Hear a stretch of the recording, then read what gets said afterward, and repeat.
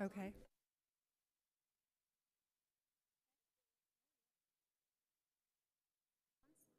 Okay.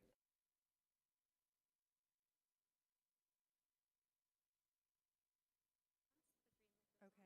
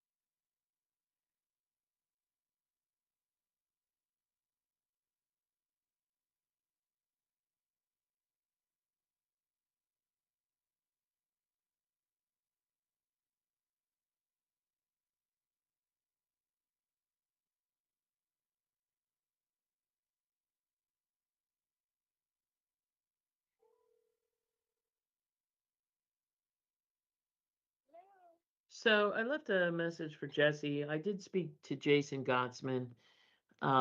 He's going to.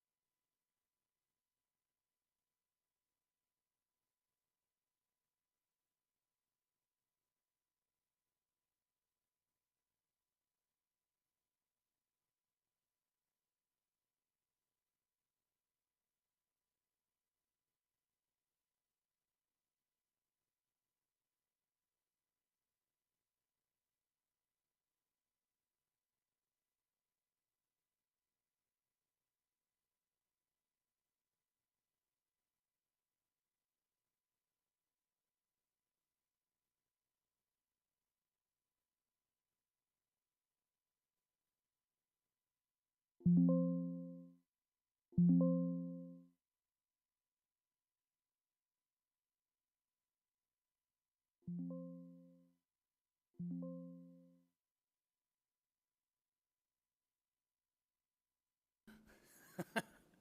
House Republican Policy Committee will come to order. Representative Jones, will you lead us in the Pledge of Allegiance? I pledge allegiance to the flag of the United States of America and to the republic for which it stands, one nation, under God, indivisible, with liberty and justice for all. Well, good morning, everyone. Thank you so much for taking the time to be here. Thank you, members, for making the trip in. Thank you to our members who are joining us online. My name is David Rowe. I have the privilege of serving as the representative for the 85th Legislative District that covers Union, Snyder, Juniata, and Mifflin counties. I also have the honor of serving as the chairman of the House Republican Policy Committee. We're going to start off by letting the members introduce themselves and where they hail from, starting with our host, Representative Schlegel. Thank you, Mr. Chairman. Welcome to everyone. My name is John Schlegel, and I represent the 101st Legislative District in the heart of Lebanon County, and we're here in Lebanon City, so it's great to be here. Good morning, everyone. I'm Representative Russ Diamond from the 102nd Legislative District, which is mostly the rural parts of Lebanon County. Good afternoon now, everybody. My name is Tom Jones. I'm the state representative for the 98th Legislative District, which is the northern half of Lancaster County and the much more exciting southwest corner of Lebanon County. Good morning, everybody. Aiden Shanley with Senator McCormick's office. Thank you guys very much for making the trip out here. It's wonderful to be here in Lebanon City. As I was mentioning to the mayor before we started, my grandmother spent most of her life here, just a mile or so away over on Colebrook Road. I spent many a summers here, many a Thanksgivings, many a New Year's. We were bonding over some of the wonderful things that Lebanon has to offer. Lebanon bologna sandwiches are still a staple very much in our family. Van Winkle's Opera Fudge was part of our family's traditional Christmas gift to all of our neighbors. So it's just really wonderful to be back here. A lot of wonderful memories. I'm going to be taking a drive by her house as soon as we leave here today. Take a little trip down memory lane. So thank you very much for hosting us here, Representative Schlegel. Today marks the final hearing in a series focused on homeownership and housing affordability across Pennsylvania. Over the past week, we've traveled to different communities, heard a consistent message. Rising construction costs, permitting delays, infrastructure challenges, zoning barriers really all lead to a growing shortage of attainable housing options. We've heard from building professionals, local officials, and realtors. They all recognize that this issue is affecting not only households, but also employers, workforce growth, and the long-term strength of our rural communities. This conversation isn't just about housing markets or development trends, it's about people at the end of the day. It's about young families trying to buy their first home. It's about seniors hoping to remain in their communities near their families and friends. It's about working Pennsylvanians who are being priced out of the neighborhoods where they grew up and individuals who feel like stability and ownership are just simply slipping out of reach. So as policymakers, our job is to have a responsibility to ask not only what is causing these challenges, but what practical solutions can help more people succeed, especially those who are already struggling the most. So today we're looking for solutions to expand opportunity, increase access, reduce unnecessary barriers, cut red tape, and make homeownership more attainable for all the working families across the Commonwealth. Before I move to Representative Schlegel for remarks, I'd like to recognize that we are also joined online by Representative Shoren, representing Montgomery County in the 147th District, Representative Perry Stambaugh, representing Juniata and Perry counties in the 86th Legislative District, as well as Policy Committee Vice Chair Christian Marcel from Bucks County. Thank you all for joining us online. With that, turn it over to Representative Schlegel for some opening remarks. Thank you, Mr. Chairman. Good morning, and thank you to everyone joining us today for this important discussion on affordable housing. I appreciate the testimony and perspectives that will be shared by advocates, local officials, builders, and community organizations. As Chairman Rao has already mentioned, affordable housing is a concern in communities across Pennsylvania.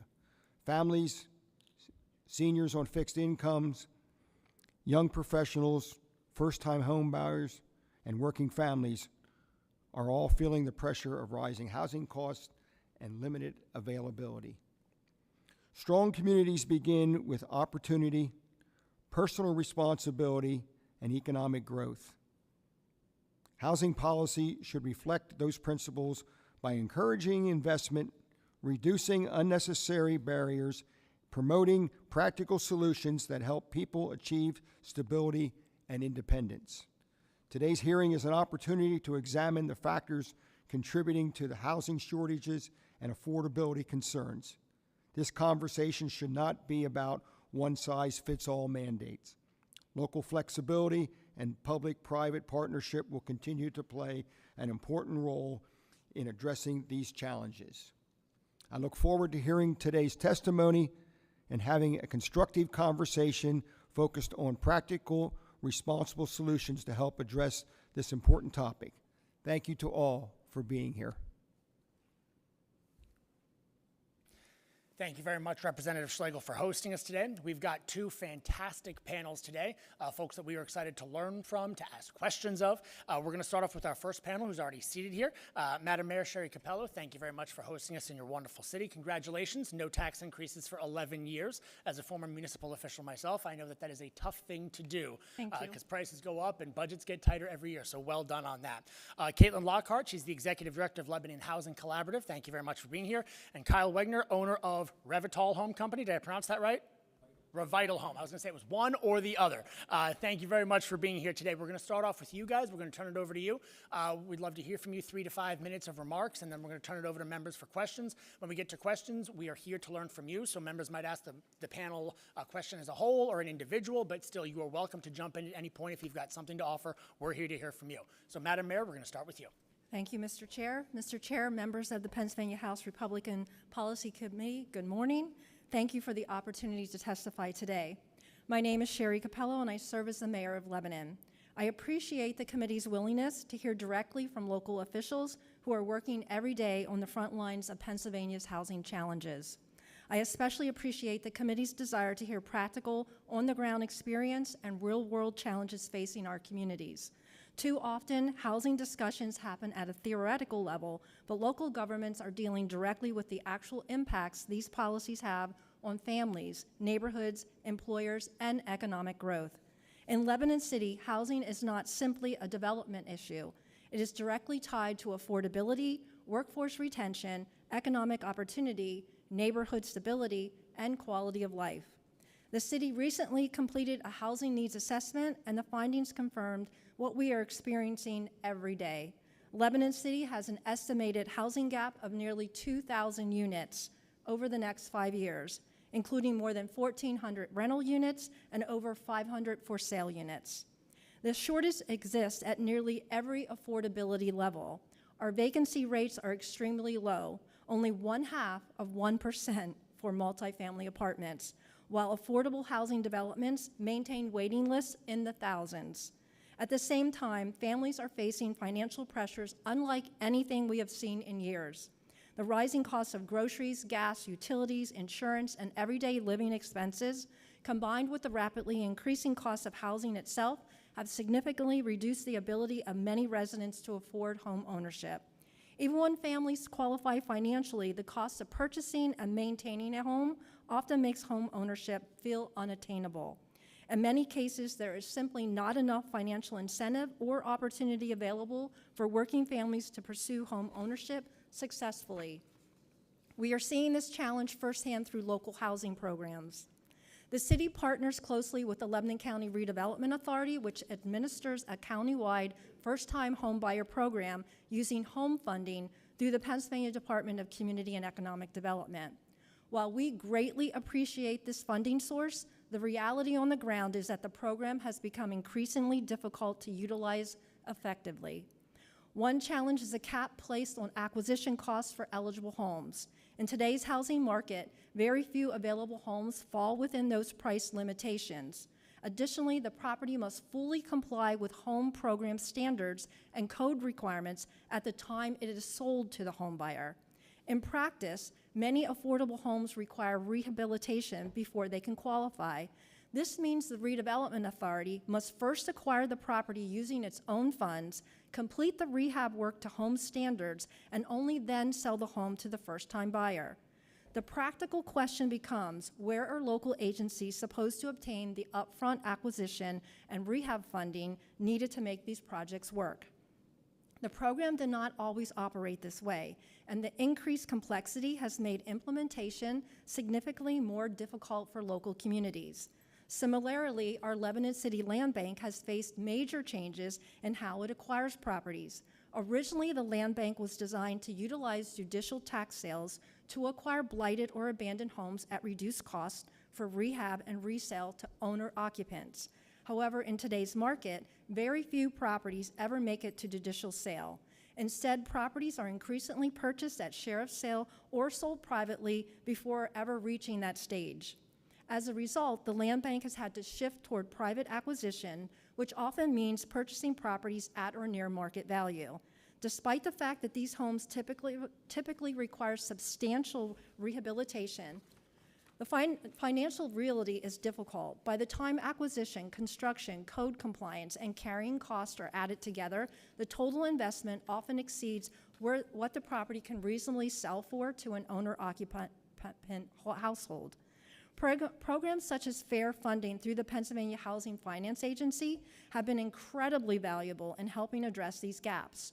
Our land bank has successfully used FAIR funds for acquisition and rehab projects, while the Redevelopment Authority utilizes FAIR funding for housing accessibility improvements and senior home repair programs.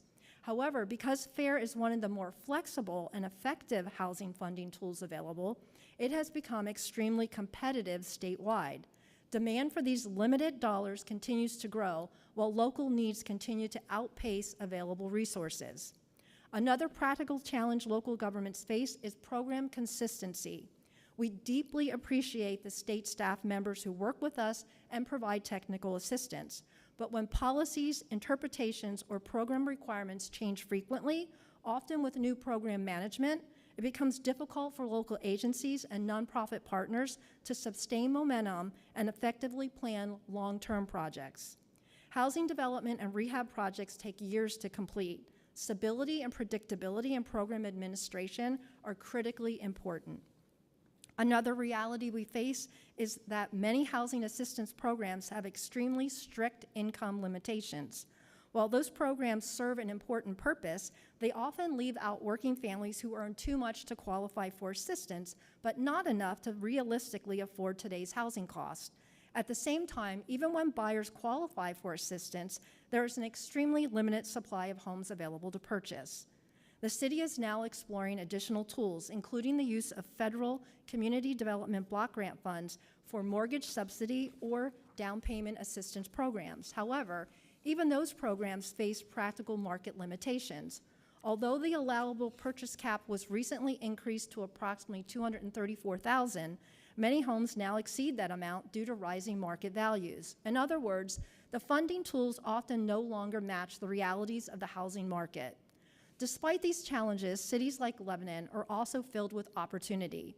One of the greatest opportunities we see is the adaptive reuse of underutilized upper floors in our downtown buildings. Across Pennsylvania's older communities, we have beautiful historic buildings with vacant upper stories sitting above active storefronts. These spaces could provide desperately needed housing while simultaneously revitalizing downtown historic districts. However, one of the largest barriers is the cost of bringing these buildings into compliance with modern building and life safety codes, particularly elevator systems and fire suppression sprinkler systems required under Pennsylvania's Uniform Construction Code.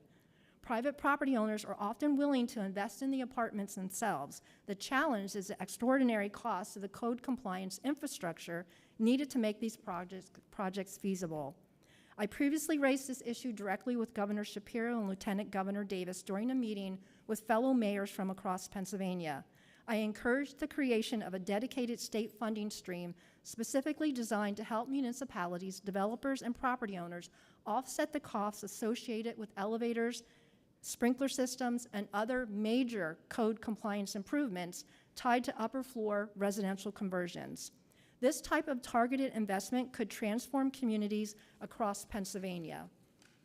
It would create housing without additional suburban sprawl, preserve historic buildings, revitalize downtowns, expand the tax base, support small businesses, and strengthen workforce attraction and retention efforts. Most importantly, it would represent practical policy informed by real-world local experience. Local governments are doing their part. We are collaborating with counties, redevelopment authorities, land banks, nonprofits, developers, and housing organizations to address these challenges creatively and responsibly. But local governments cannot solve this crisis alone. State policy decisions matter. Funding flexibility matters. Program consistency matters. And practical implementation matters. I encourage this committee to continue engaging directly with municipalities because local leaders see firsthand how these policies affect real families and real communities every single day. Housing is not just about buildings, it's about economic opportunity, workforce stability, public safety, neighborhood vitality, and the future success of Pennsylvania communities. Thank you again for the opportunity to testify today, and I would be happy to answer any of your questions. Thank you. Thank you very much, Mayor Capello. Director Lockhart. Yes. Sorry, I'm stealing the microphone. So good morning. Thank you all for the opportunity to speak today about housing challenges and opportunity in the Commonwealth, but also in Lebanon County.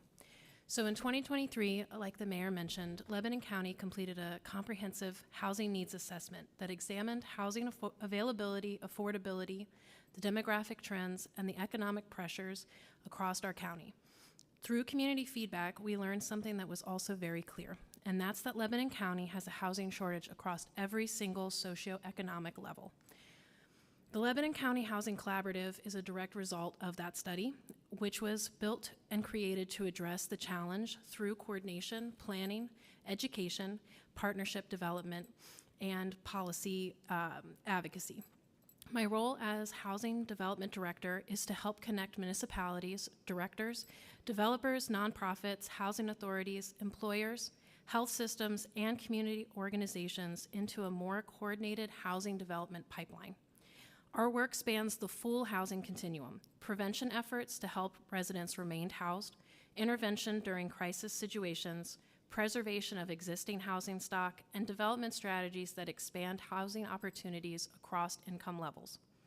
We're working regionally with neighboring counties, including Dauphin, Cumberland, York, Perry, Franklin, and Adams counties, because housing pressures do not stop at county lines.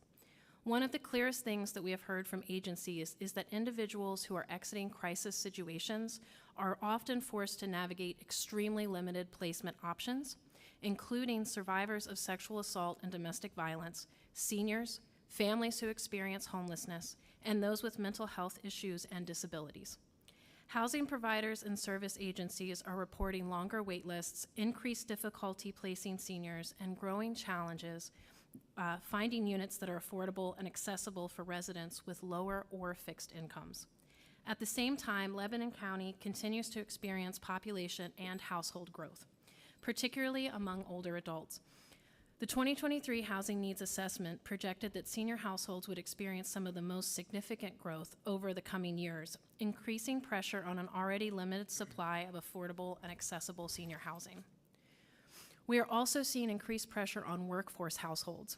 Lebanon County has a strong employment base, but many of our workers, including those in manufacturing, retail, healthcare support, and in service industries, are struggling to find housing options near where they work that align with their incomes.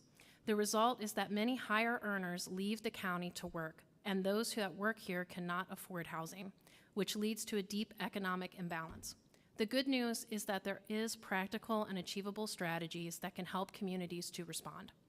One important area is zoning and land use flexibility. Municipalities that allow mixed-use development, accessory dwelling units, duplexes, small family housing, adaptive reuse, and upper floor residential conversions create more opportunities for housing choice while still maintaining clear community character. We need stronger public-private partnerships that help developers to better understand funding opportunities and to reduce barriers that make workforce and affordable housing difficult to build. In addition, housing policy should continue focusing not only on crisis response, but also on prevention, helping residents to remain housed before instability turns into homelessness. Finally, continued public education and constructive dialogue around housing are critical. Communities benefit when residents better understand the role that different housing types play in supporting seniors, workforce households, young families, and overall economic stability. The path forward will require coordination across sectors. Expanding housing supply, preserving existing housing, supporting residents before a crisis occurs, and aligning housing with workforce and health systems are all part of creating a stronger and more resilient Commonwealth and Lebanon County. Thank you for your time and consideration. Thank you very much, Director Lockhart. Mr. Winger. Good morning, everyone. My name's Kyle Wenger. I'm 34 years old, a lifelong resident of Lebanon County, small business owner of Revital Home Company.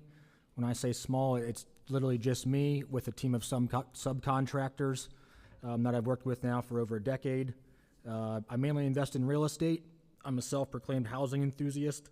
I love what I do. Over the last several years, I've spent much of my time buying distressed homes, neglected apartment buildings, and underused properties throughout the county and trying to bring them back to life. I'd say what I do is fairly hands-on. I'm often driving around neighborhoods, looking at properties, looking for opportunity, talking to owners, talking to motivated sellers, raising private capital, meeting with private lenders, people who want to invest in the community but don't have the boots on the ground experience that maybe I do. They have the money, they don't have the opportunities. I coordinate with contractors. I feel like I solve a lot of problems. Try and figure out how to take something deteriorating and make it useful again. That allows me to get a return on the capital invested. I'd say many times these are not easy projects.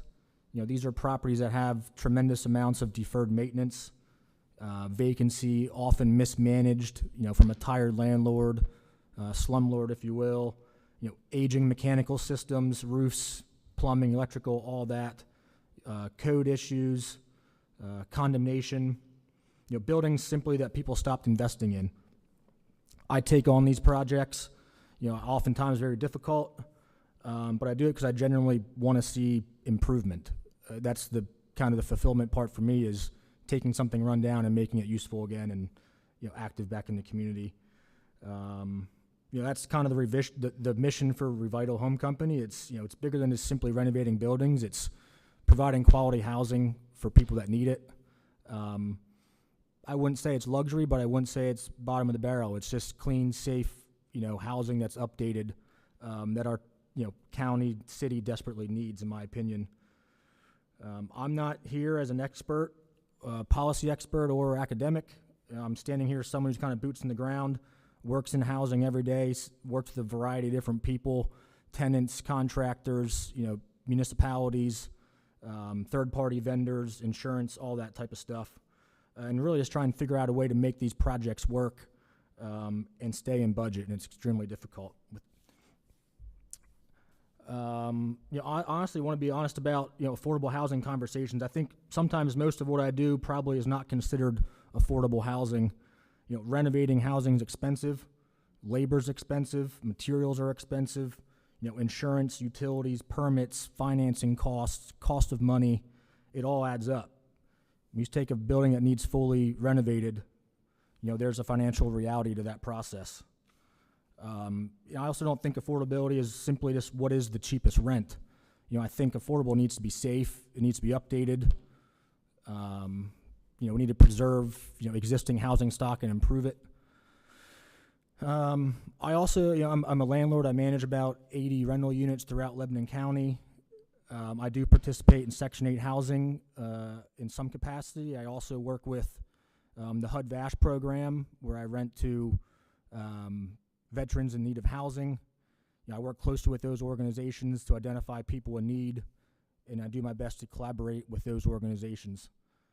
I will be candid, though, sometimes that means accepting lower rent than I probably could have got if I took it to the market.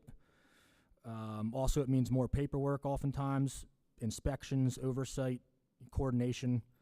But I choose to participate in those, in those programs because I believe, people just need a place to live, and I'm willing to give them that opportunity. And I'm in this for the long run, so I'd rather have someone stay for multiple years than a few months. One thing I've learned is, private housing providers, we can't solve this affordability problem alone. You know, for a guy like me, there's a lot of things in consideration, whether it's rising interest rates, rising costs of materials and labor. It all has an effect on, the cost of everything and ultimately what I could sell it for or what I could rent it for. In my opinion, Lebanon County has what I'd call a missing middle housing problem. We don't build enough duplexes, triplexes, or small apartment buildings or practical infill development. I dream of the day where we can take a property sitting on a quarter acre, and develop that into 10, 12, or even 20 apartment units. It's just not viable at the moment with current zoning code. Parking requirements being a big one, setback requirements, density restrictions. A lot of that for a small guy like me to take on, there's a lot of cost in getting to the point of approval, and it's a lot of risk. Housing's not going to get solved with one giant project. I think it gets solved with practical projects over time. I think there are practical things we can do. Make it easier to build the missing middle housing, reduce the barriers for small infill projects, rethink parking minimums where appropriate, and like the rest of the members said here, adaptive reuse projects of older buildings, and then streamline the approval process for small local developers to kind of not overwhelm them by uncertainty. I hope that we focus on practical solutions and make this easier for local people to invest, improve neighborhoods, and create more housing. Thank you. Thank you very much, Mr. Wenger. We're going to turn it over to the members for questions at this point. As I said before, we're here to hear from you, so please jump in if you've got something to add. I'm going to start things off. Mr. Wenger, you said it's mostly just you, right, and then a bunch of subcontractors. Who's handling the compliance, the code, all the paperwork, right, the behind-the-scenes stuff? Do you handle that in-house, or is that subcontracted out as well? I handle that all in-house. How much of your time is spent on that? The more units I've acquired over time, the more administrative paperwork there's been. I would say, majority of my mornings I'm at a coffee shop doing admin work related to property management, whether it be code stuff or just making sure the rent's being collected, making sure the bills are paid, making sure the debt's being serviced, all those things. So I think that's something that most home builders, first-time homes, if somebody wants to build a home, they don't realize what that is, right? All those costs that go up.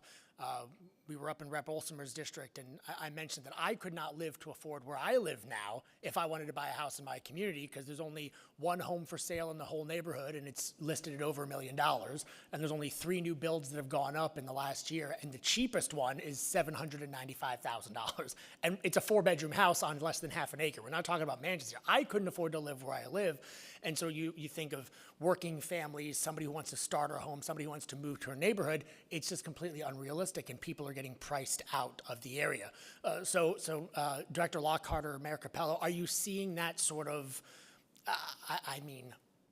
population bleed where people that want to come to Lebanon City to call it home are simply getting priced out?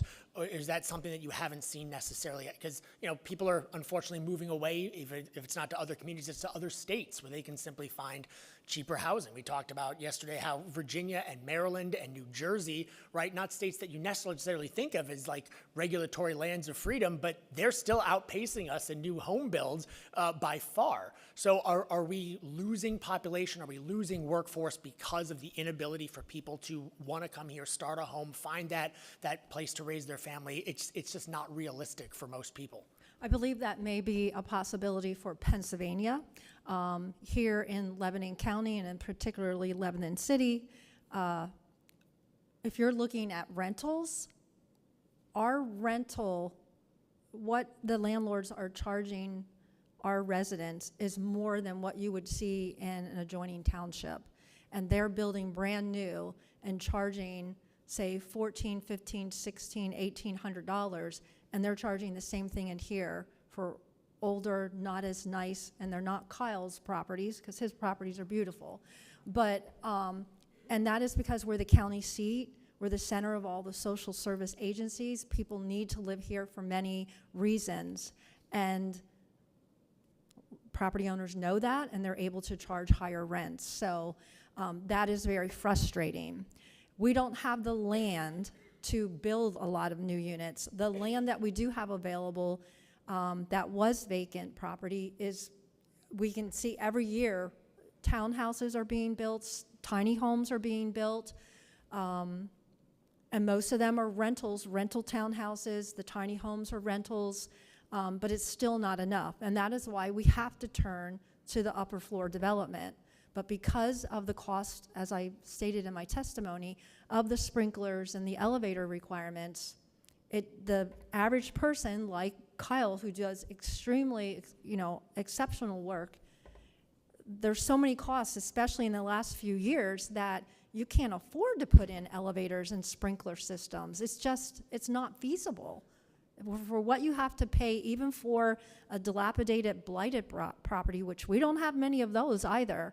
When you look across the state, I've looked at the percentage, and our vacancy and our number of blighted properties is extremely low here in Lebanon City. We have an awesome property maintenance program. There's always need for improvement, but we do a great job. Another thing that we did was in 2020, June of 2020, we adopted a new zoning ordinance. We spent 2.5 years working on that ordinance. We lowered the density requirements. We allowed for tiny homes. We allowed for, a higher density in areas, but still requiring parking and things like that. And that's one of our problems that I actually didn't testify to.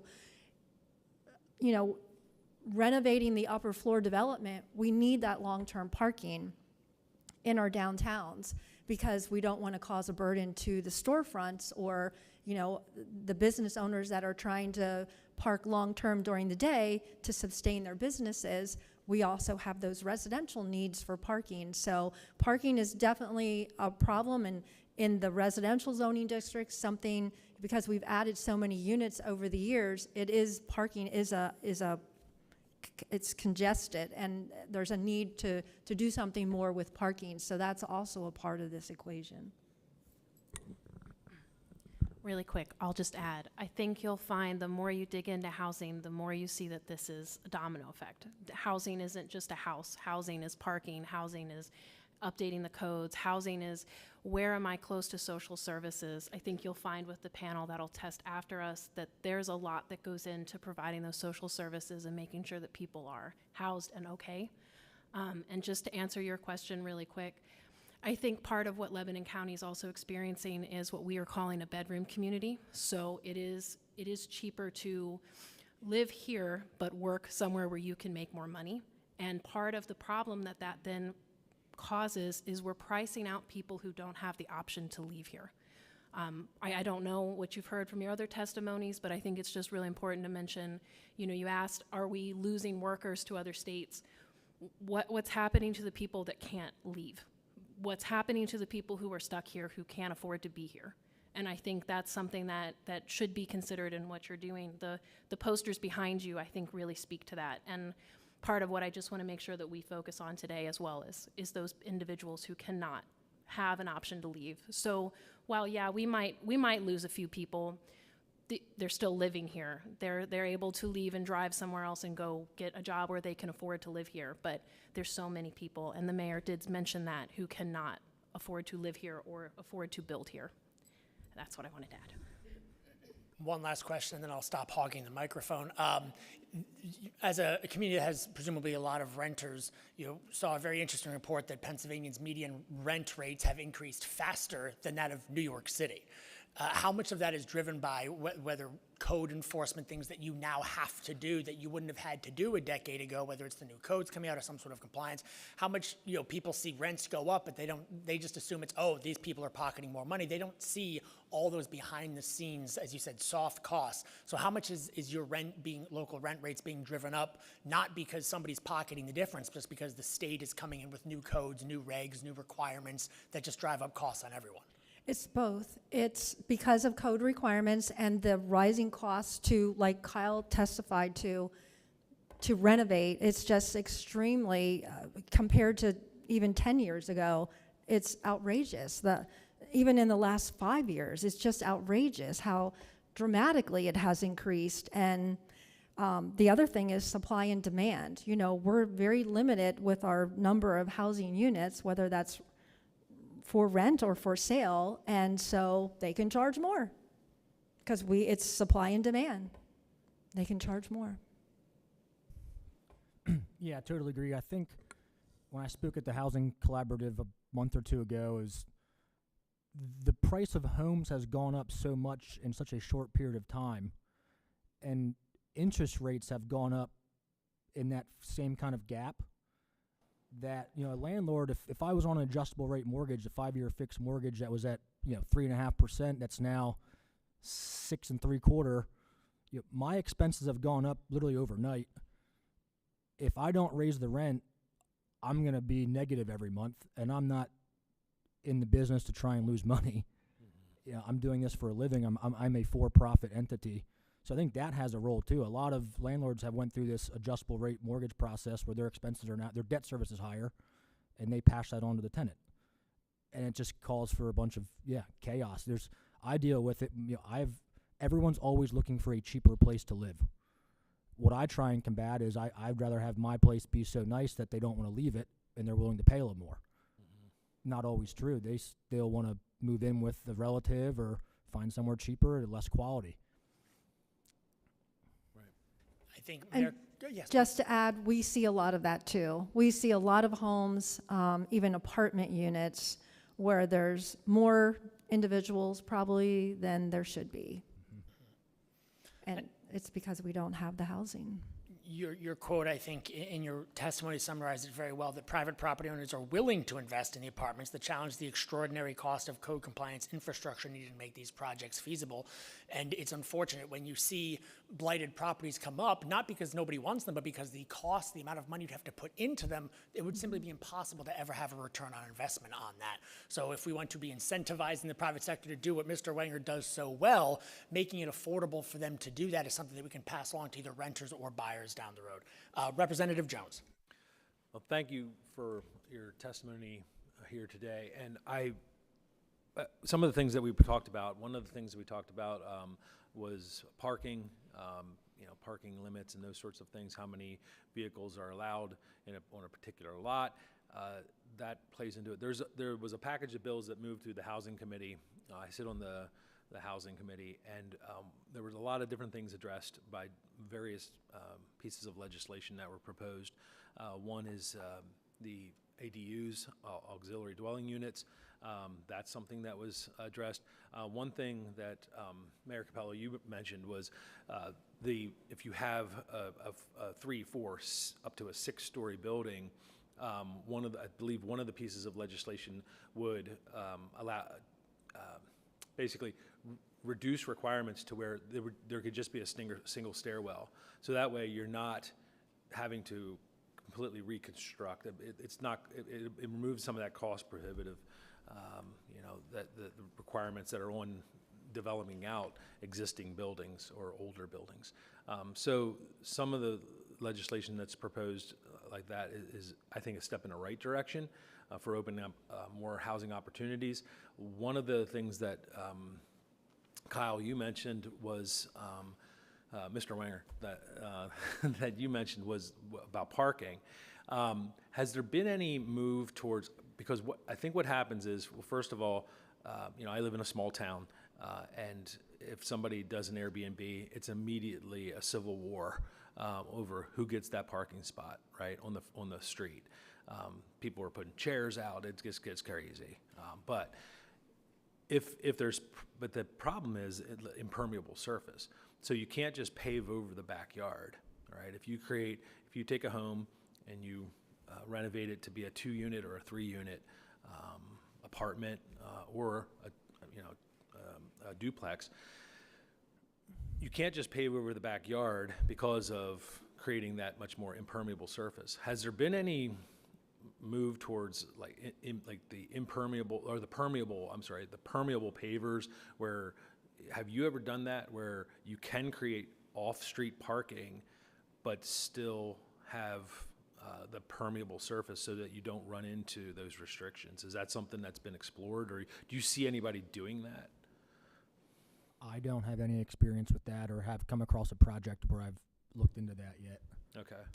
I do run into issues sometimes where I want to. We have such a housing problem. I want to be able to maximize density.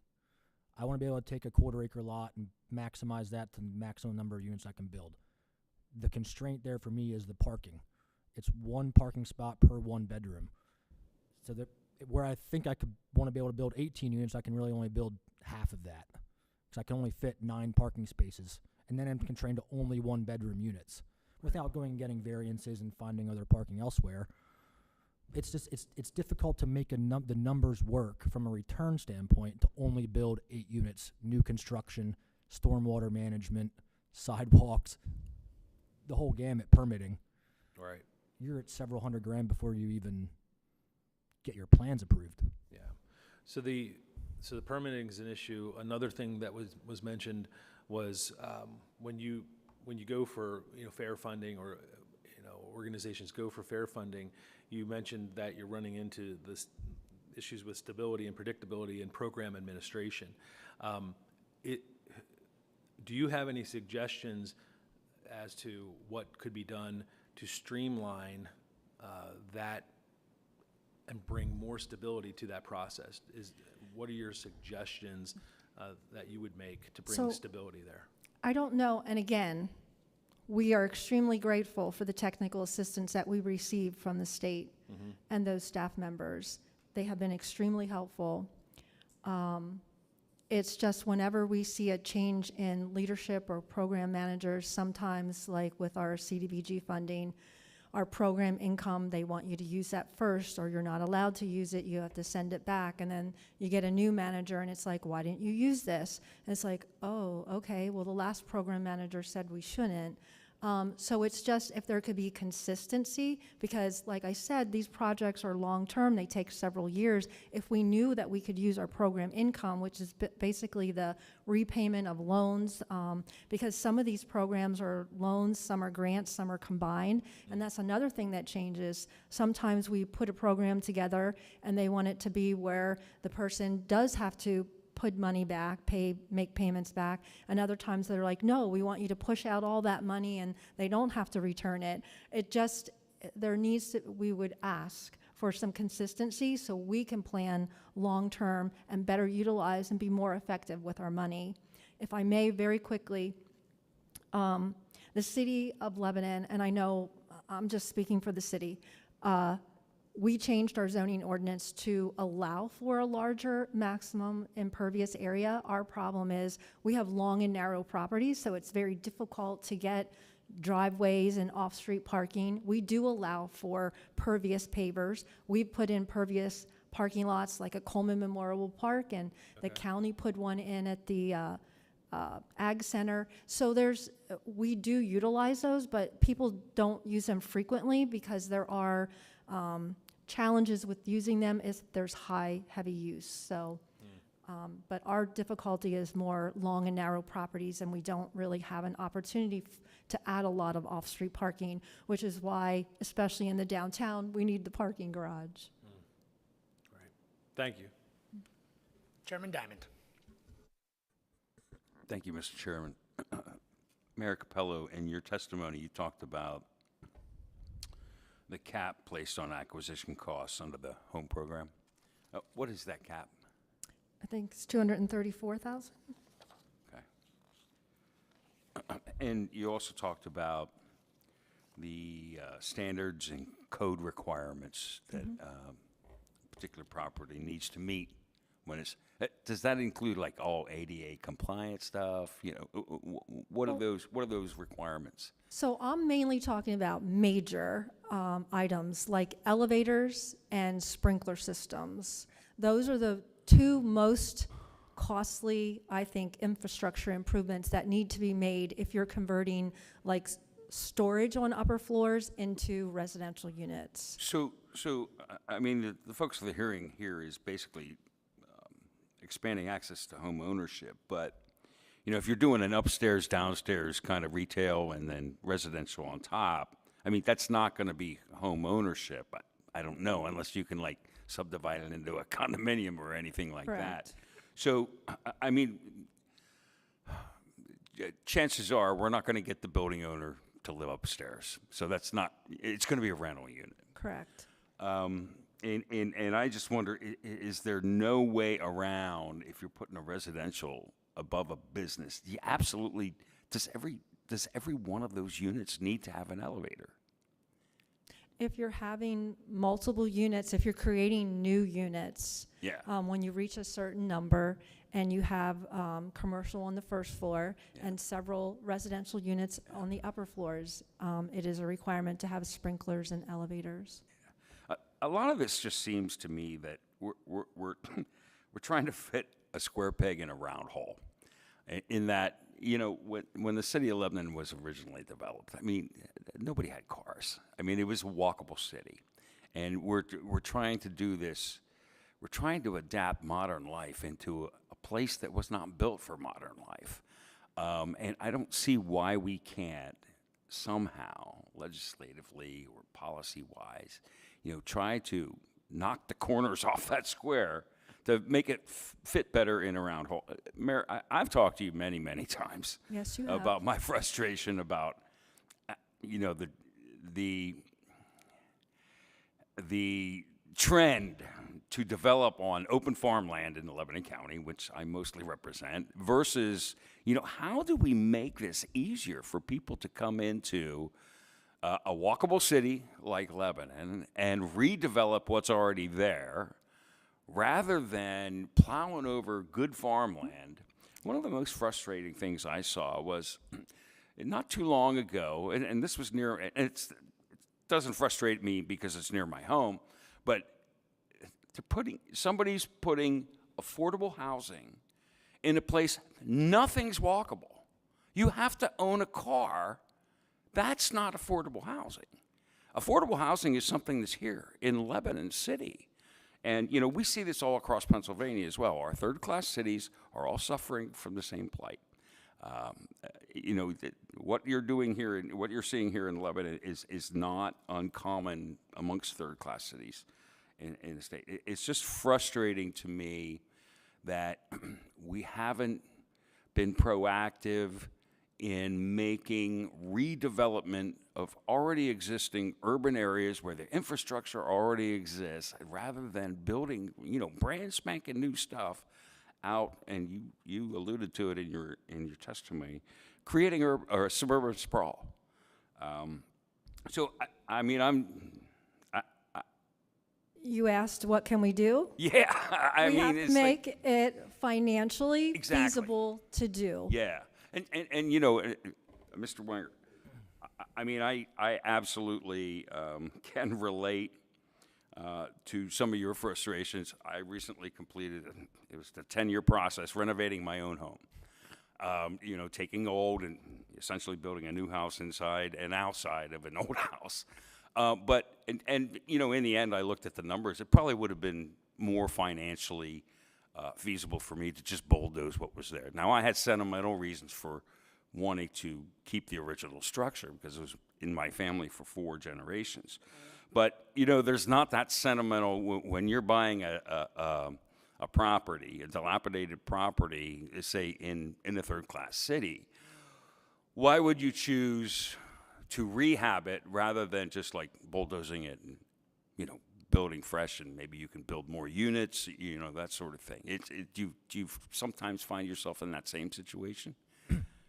Yeah, I would love to be able to tear down a lot of this existing stuff and build new. To buy it today, to go pay, you know, how a typical 3-bed, 2-bath row home on, say, North 10th Street that needs, to me, 120 grand worth of work, they're selling for 150. You're already in the red. The house isn't worth 300. Yeah.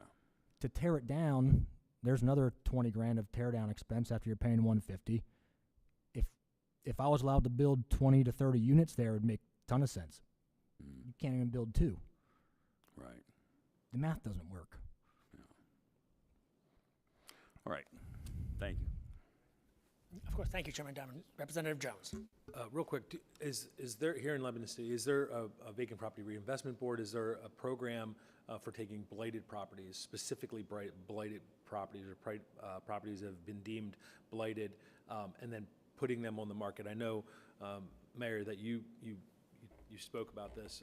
Can you just build that out a little bit more? Because the reason I ask, I've had, conversations, we have all had conversations in this realm of housing affordability and availability.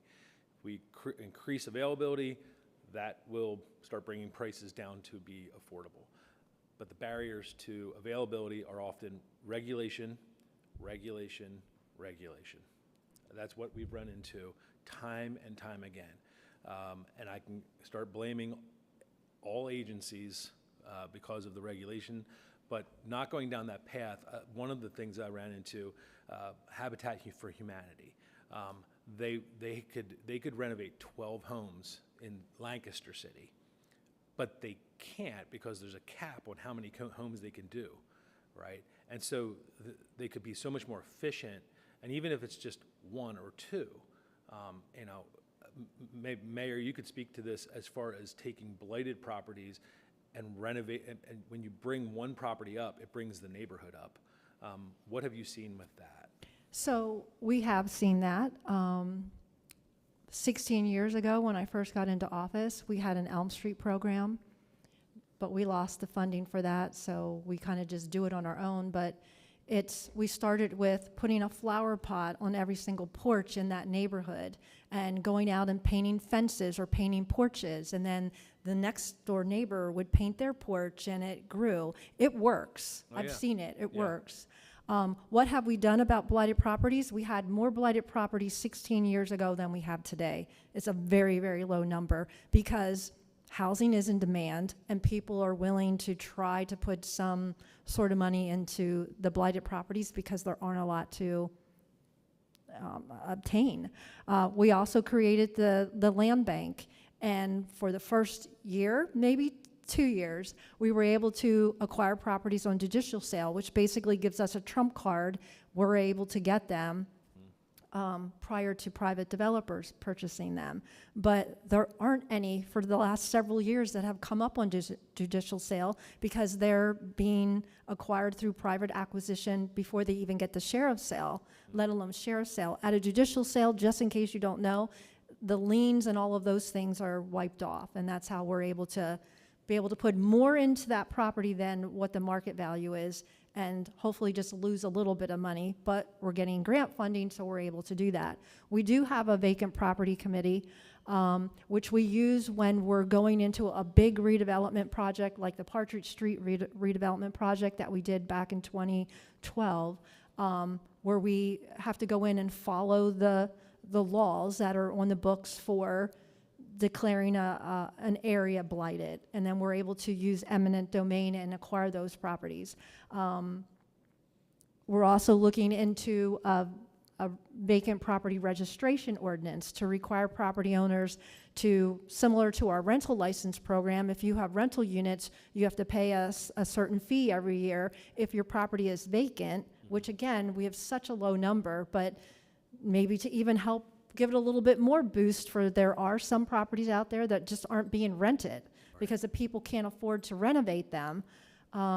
So we're looking at putting that on the books as well. Yeah. So maybe, and Kyle, maybe you could, I'm sorry, Mr. Wanger, you could, keep saying Kyle, you could maybe speak to this too. You're seeing it on your end on, you're a for-profit business. You're not, you're not running a charity.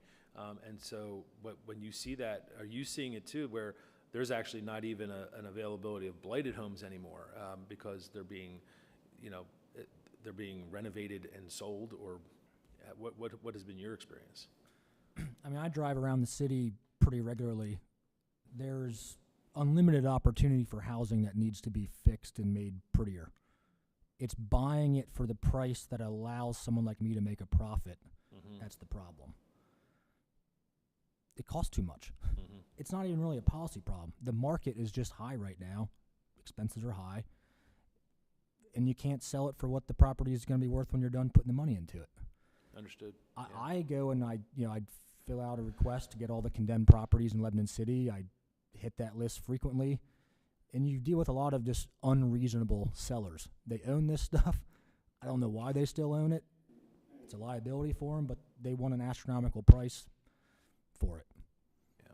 And it's a long legal process to attain one of those properties through eminent domain or as a blighted property. Like I know I'm fairly familiar with the legal process, and that's a 2-year. Yeah. That's usually about a 2-year If process. someone's not paying their taxes, Right. it is 2 years plus. Yeah. But if the taxes get paid, then it won't go re- up for sheriff or judicial sale. And it resets Yeah. the clock. Yeah.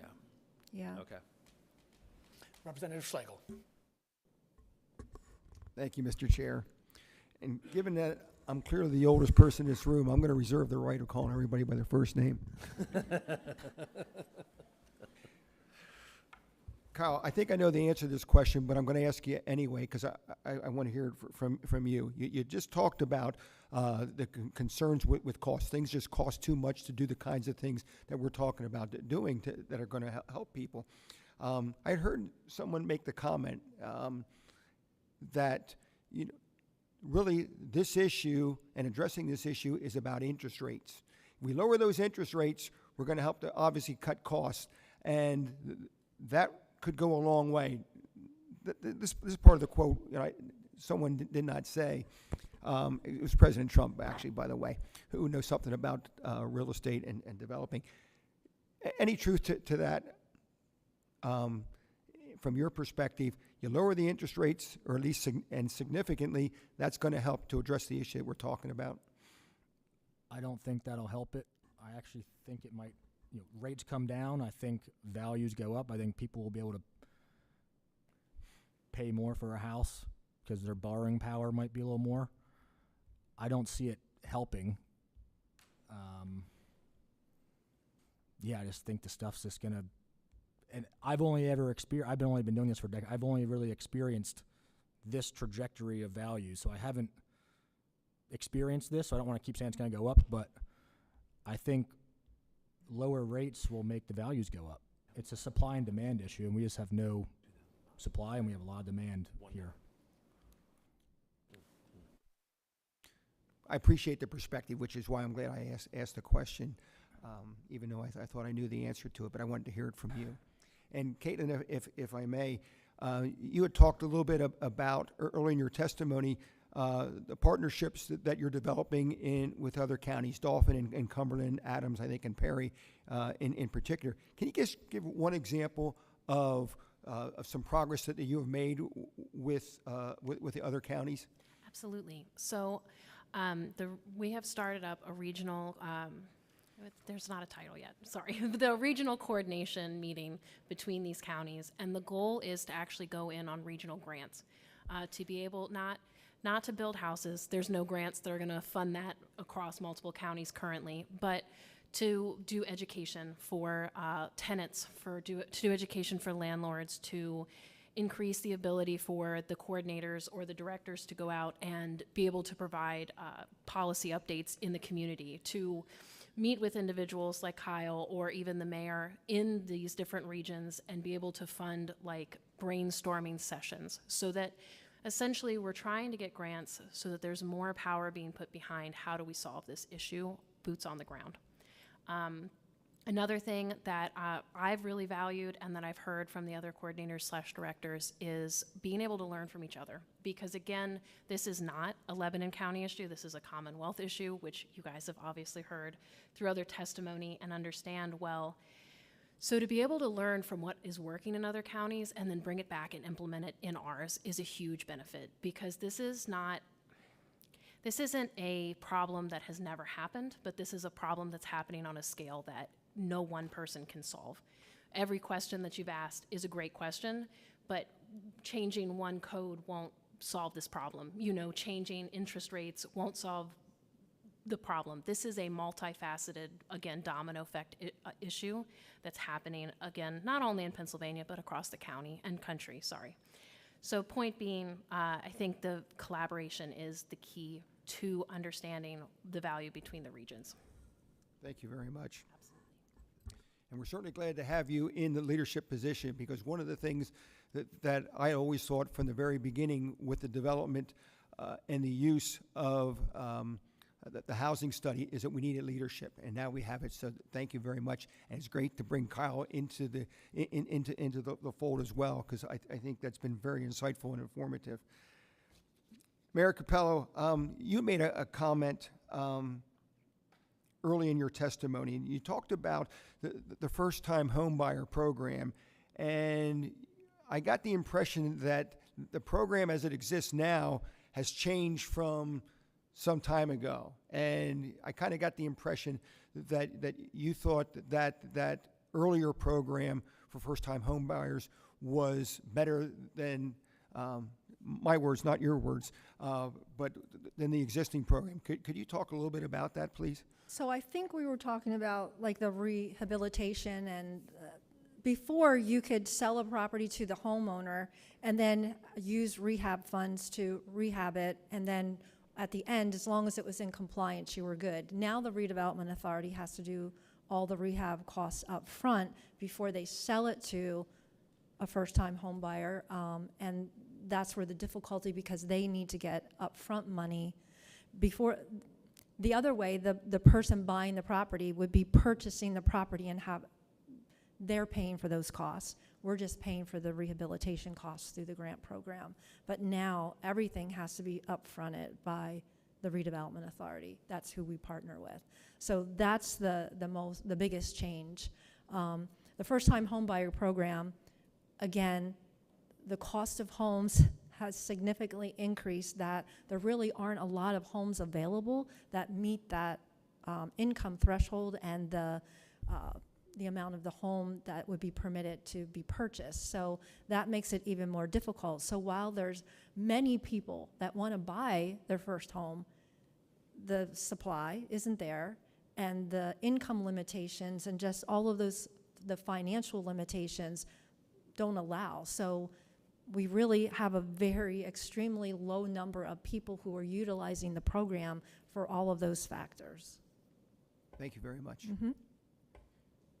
I want to thank you all very much. This was incredibly insightful. We're going to move to our second panel now. Thank you again for taking the time. I also want to mention, while we're making that turnover, we have been joined online by Representative Joe Hogan. He's the Deputy Chair for the Policy Committee on Affordability Issues, representing the 142nd District in Bucks County, as well as Representative Eric Nelson, who's the Deputy Chair on Energy, representing the 57th District in Westmoreland County. Thank you both very much for being here.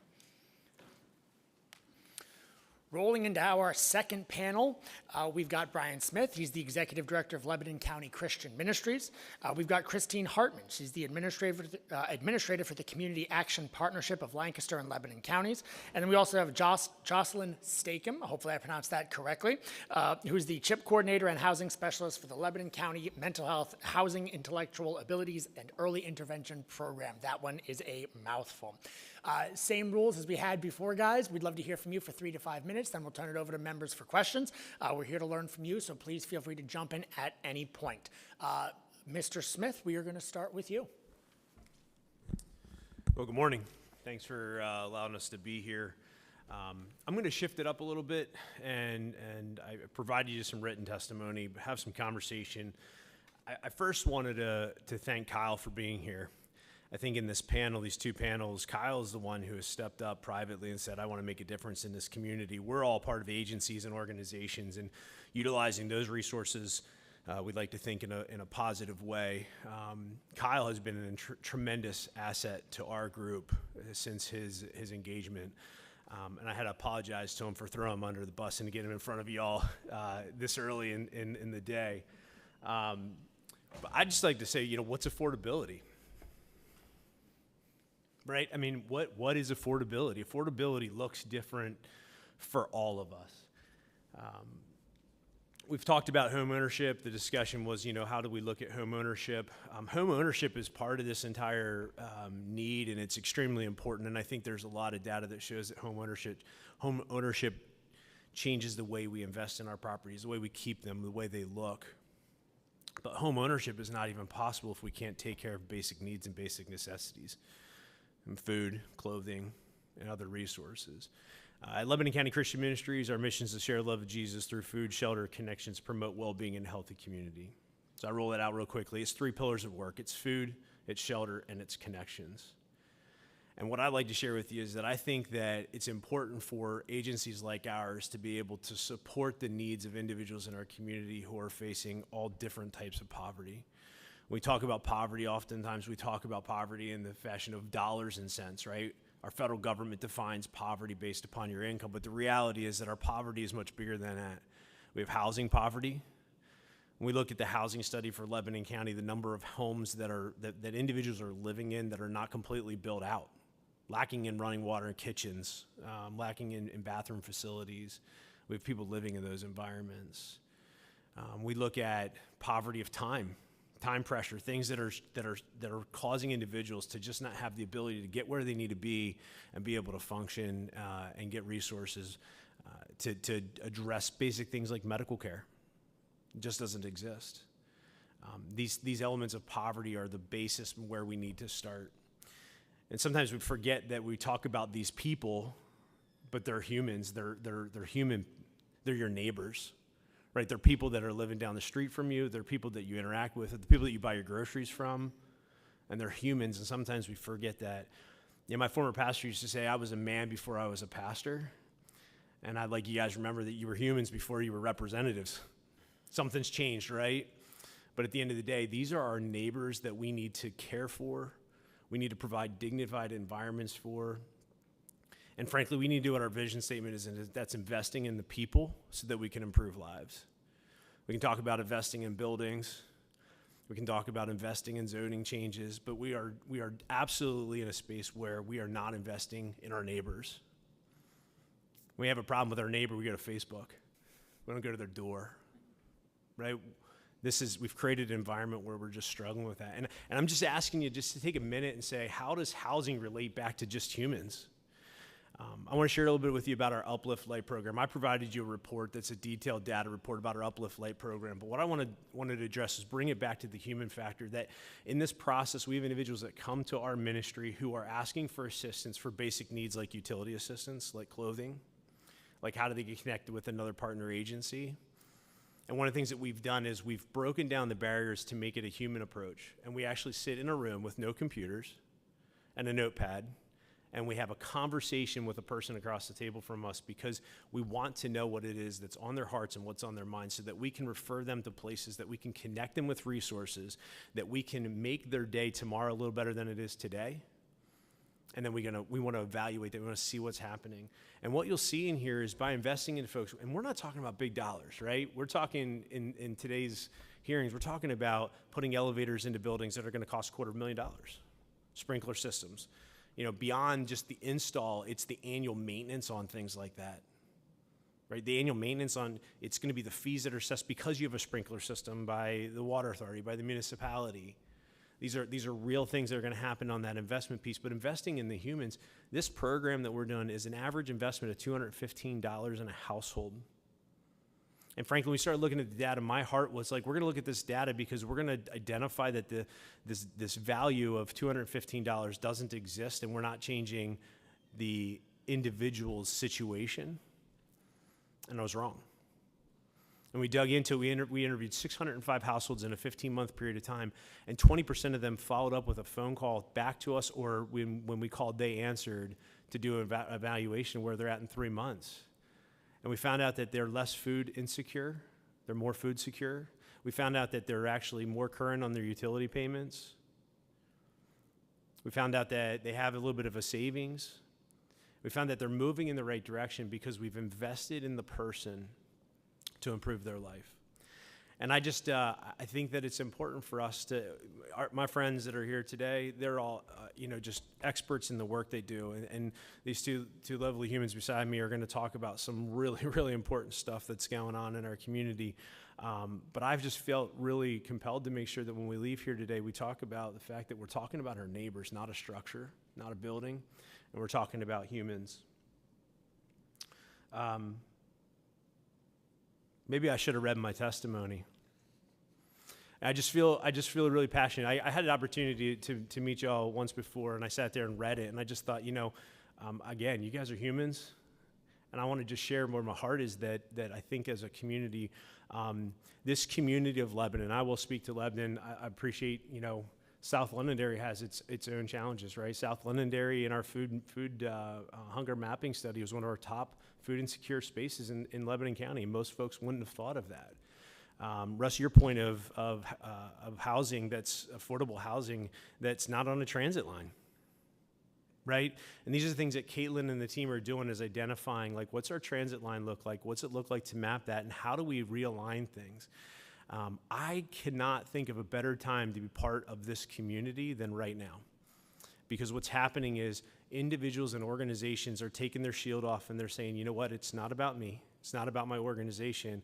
It's about this community, and how can we invest in what's happening here? And community-based organizations are coming together with government. We got private-public partnerships. We got guys like Kyle who are stepping up to the plate. And I think that that coordination and that collaboration is what's going to make change happen in this community. And we're going to do all of it with a focus of that we're trying to impact human beings to make their life better tomorrow. Thank you, Mr. Smith. Ms. Stakem, is that correct? That's right. Fantastic. Thank you. Well, I thank you for the opportunity to speak with you today, and I think that Representative Rowe, you did touch on it, that my title alone is a mouthful. So I don't think it comes as a shock that the county mental health system, or the mental health system in general, is complicated to navigate. It's full of acronyms, some of which I will touch on in my testimony, and I may go a little bit off script like Brian touched on. And then you add housing to that, and that's another complicating factor that we deal with now. So I'll just explain that I am the CHIP coordinator and housing specialist for Lebanon County Mental Health, Intellectual Disabilities, and Early Intervention Program, another mouthful. CHIP, for the context of this meeting, stands actually for Community Hospital Integration Project Program.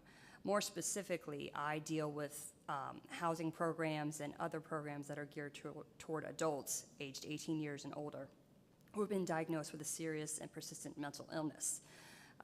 Lebanon County must follow the Office of Mental Health and Substance Abuse Services Bulletin, which will define the adult priority group for planning and service development for adults with SMI.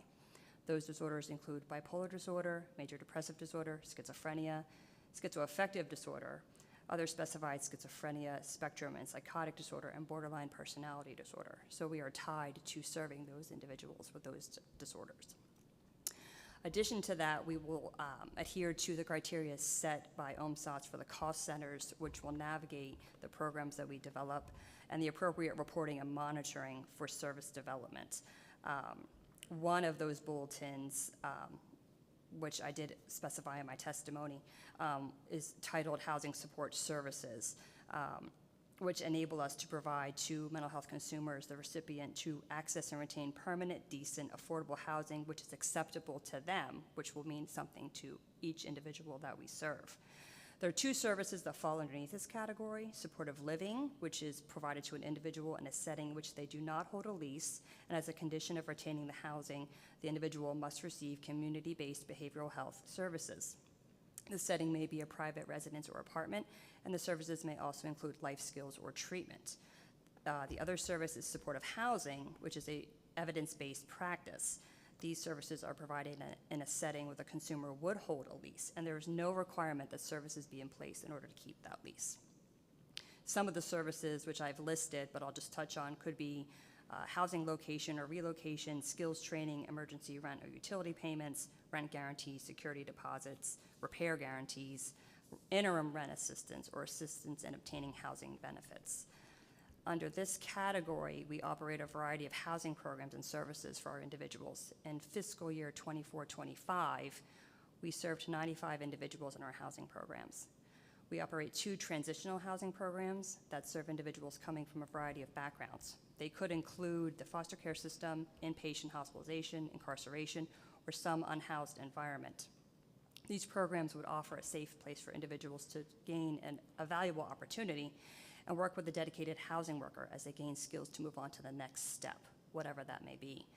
Length of stay could vary anywhere from several months to a max of 18 months. 3 of our programs are more permanent housing in nature, and that means there's no set limit for duration of stay. They can remain in the unit for as long as that setting would meet their needs.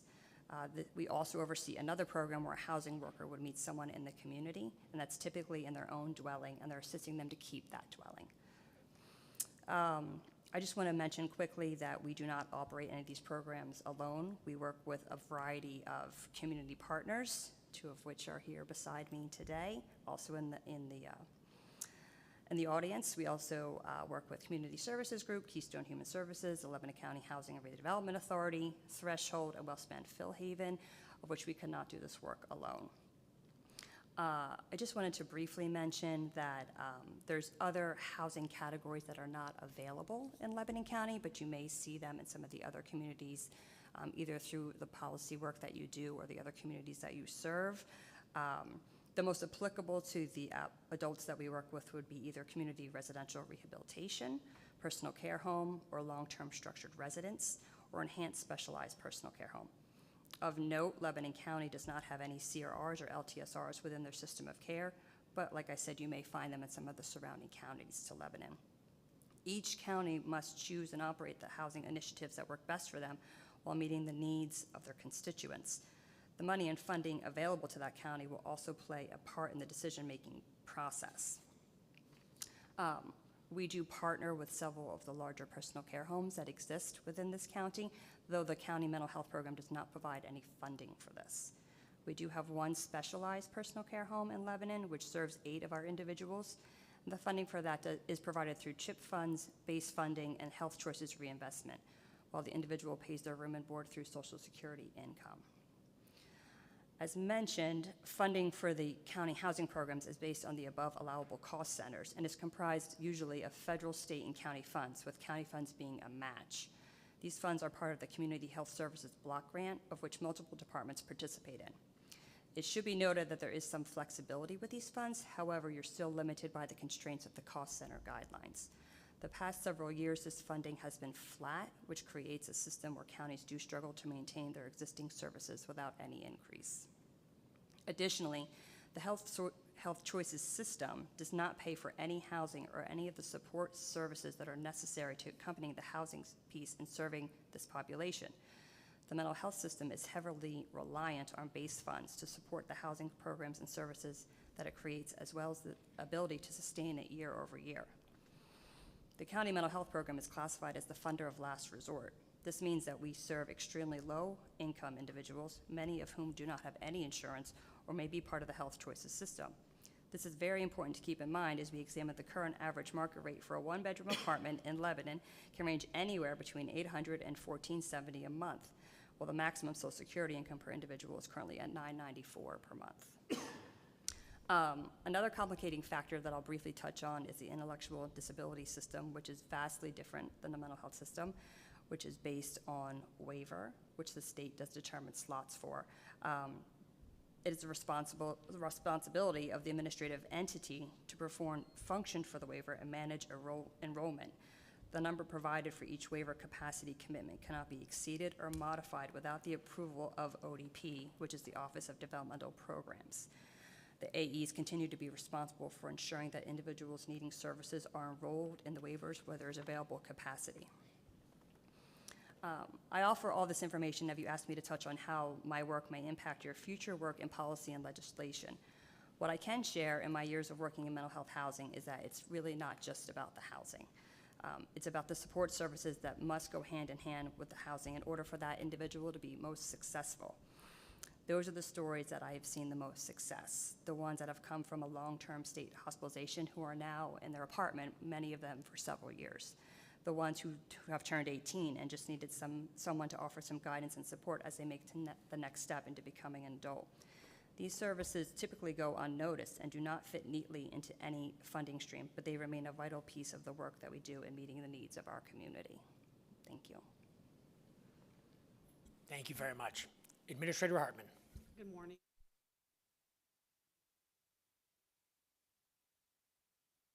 Sorry. Again, thank you for this opportunity. Good morning. My name is Christine Hartman. I am the director of just the Lebanon County Community Action Partnership, not Lancaster. That's bigger fish than I want to fry. Across Pennsylvania, 42 community action agencies serve all 67 counties of the Commonwealth. In 2025 alone, community action agencies served more than 523,000 individuals, an increase of over 72,000 people from the previous year. Community action is much more than a single service. Programs vary from county to county, but the mission of every agency remains the same: reducing poverty, strengthening families, and creating pathways to stability. In communities across Pennsylvania, community action agencies are increasingly sounding the alarm about one issue that touches every aspect of stability: affordable housing. Organizations such as Bucks County Opportunity Council, Westmoreland Community Action, Center for Community Action, South Central Community Action Programs, and many others have expanded housing and homelessness prevention programs because the need continues to grow faster than local services can keep pace. Agencies across the Commonwealth are seeing the same realities: rising rents, limited affordable housing, growing wait lists for assistance, and more working families living one unexpected expense away from homelessness. Today, 44.6% of PA renters are spending more than 30% of their income on rent.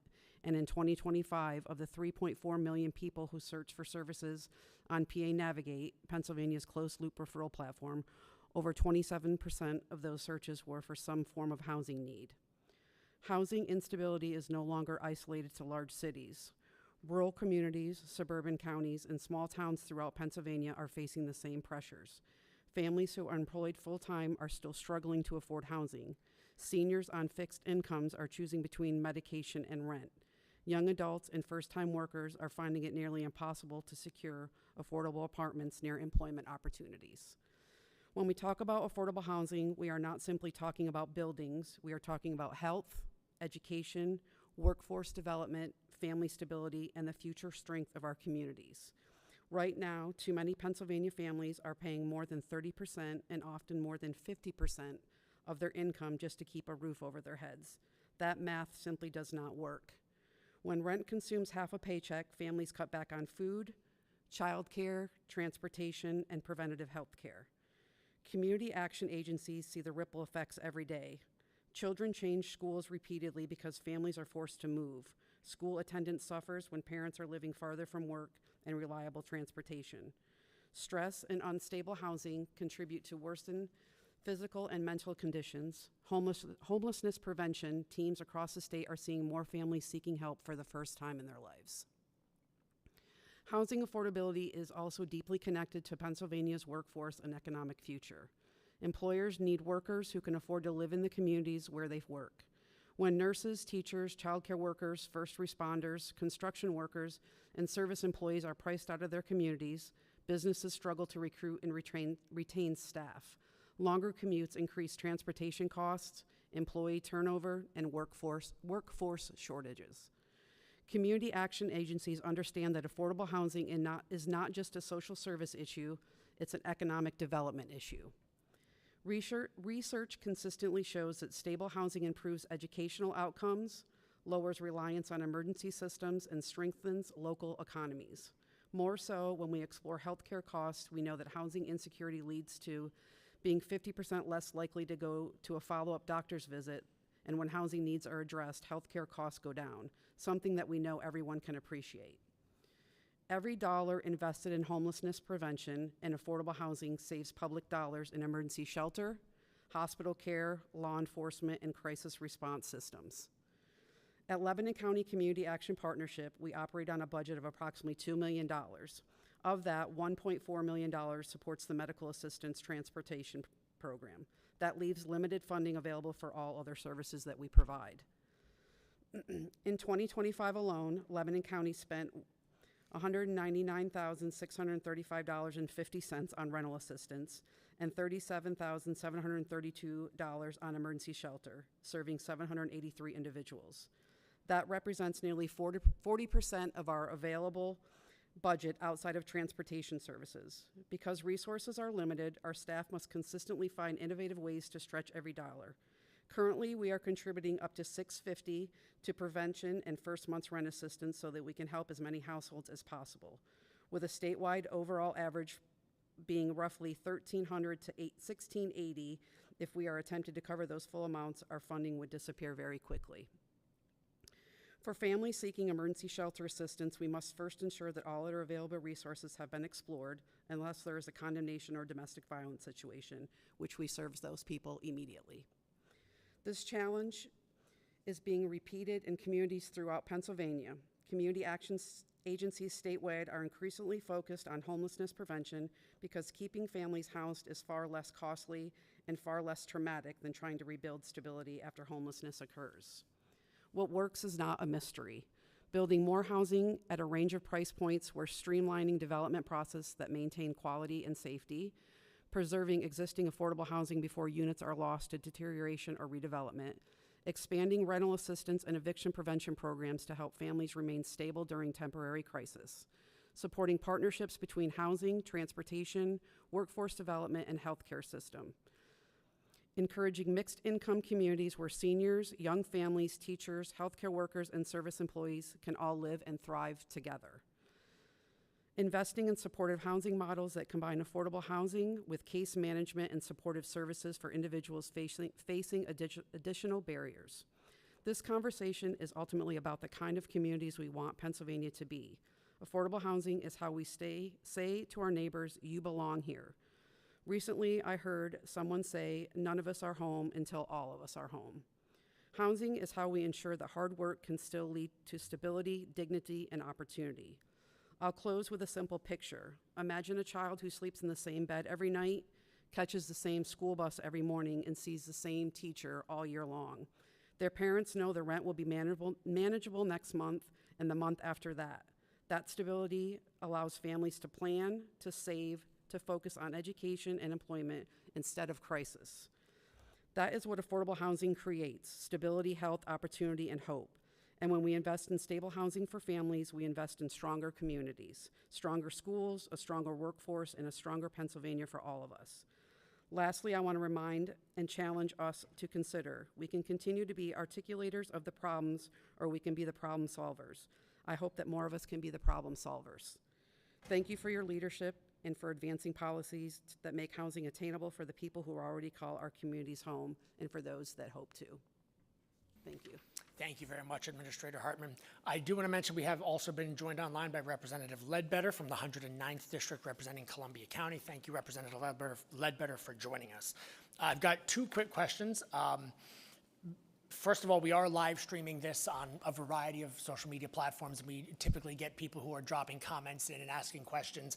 And it came in at the tail end of the last panel, but I will put it to you guys since you are here. And feel free to answer if you're not 100% sure the answer, that is fine. But Daniel Cassidy on our TikTok stream asked, why does it cost $100,000 in soft costs just to get a permit for a house before you can even start construction? I know constructions aren't necessarily your wheelhouse, but in the work that you guys do when you're helping somebody find a home, or as you referenced, right, restoring the housing before it reaches that point of blight, can you guys speak to any of those costs before somebody can even just move in and call it home? What are those big cost drivers that aren't, putting nails in the wall and laying flooring, but just the soft costs up front? Is that in any of your wheelhouse? Not as an expert, other than just being around the environment and individuals talking about. I mean, we're talking about water runoff, we're talking MS4, we're talking about just DEP rules and regulations, development, so forth. I think it's not even just the $100,000. You're talking. We sometimes forget that the housing units that we see going up today, like this started 3 to 5 years ago in process. Like, it's not like somebody bought the land and they built a house in 3 weeks.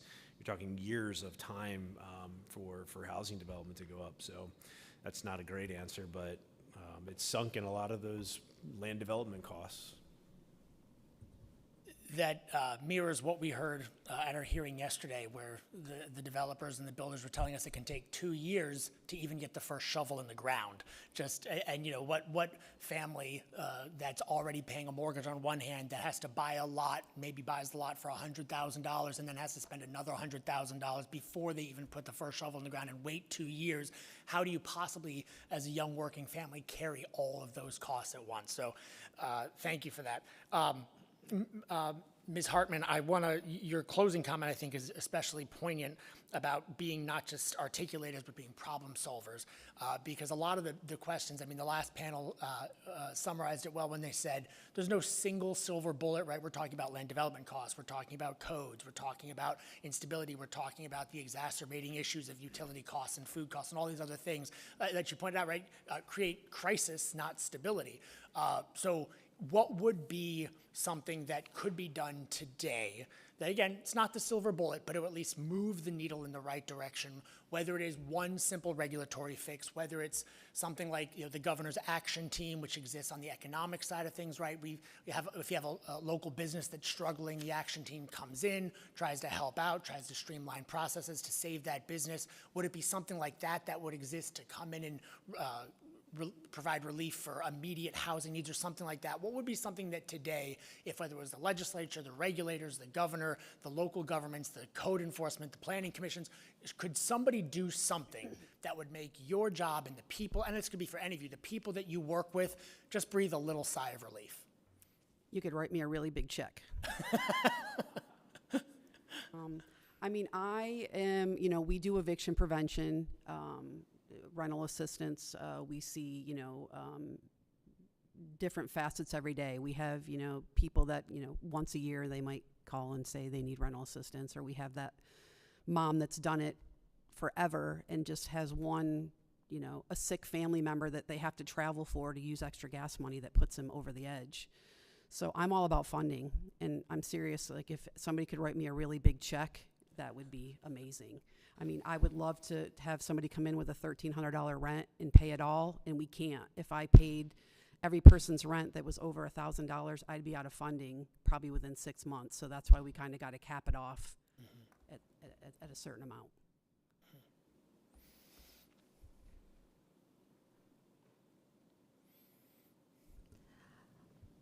Well, I'll always take funding or money, but that's an easy answer. In mental health, I would say even when we can figure out a way, and we have, to create new housing programs, we always have to figure out, is this sustainable? Because even if you can figure out at the beginning, say there's funding available for a new project, like, can we sustain this if the funding runs out? So that's always, you know, I think we're very lucky because we have been good in Lebanon County with how we manage our money and working with other departments about what works in our county. So we have been able to bring some new things to the county, but I think sustainability always is a question, and serving the individuals that we have. I would love to serve 100 more people than we did last year or the year before. And I would say, similar to the first panel, like the availability of landlords to take a chance on somebody who has a substance abuse issue or a mental health issue, because they can get fair market rent, where I may only be able to pay them half of that. But I'll probably be able to keep them in that unit a heck of a lot longer because I have the support services that can come along with it.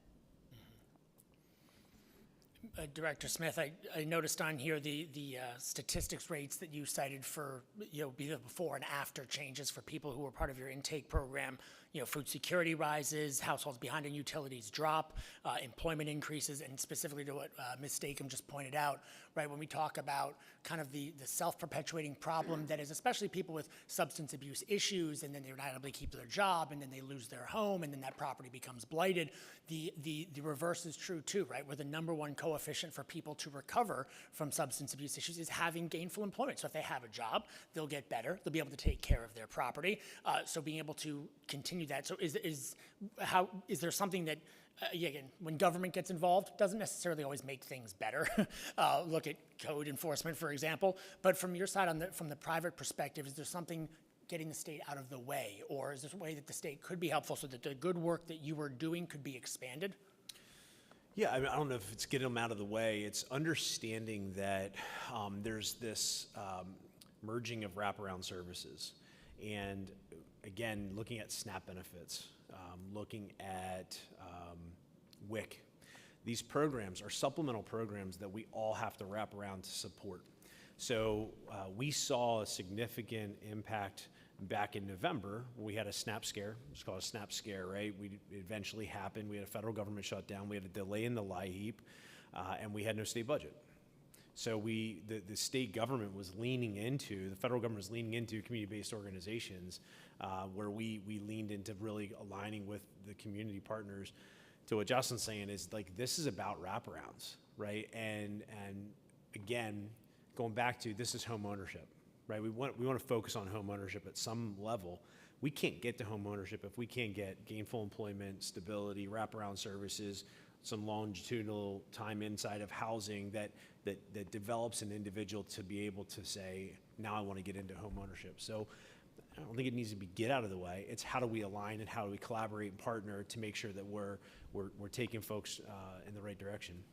And then remembering that there's going to be a period of time where now the employment has gained to the point where they're earning enough dollars that they start to lose some of those resources. And then we have the benefits cliff where all of a sudden I'm not eligible for SNAP. I don't get medical assistance anymore. I can't afford health care from my employer.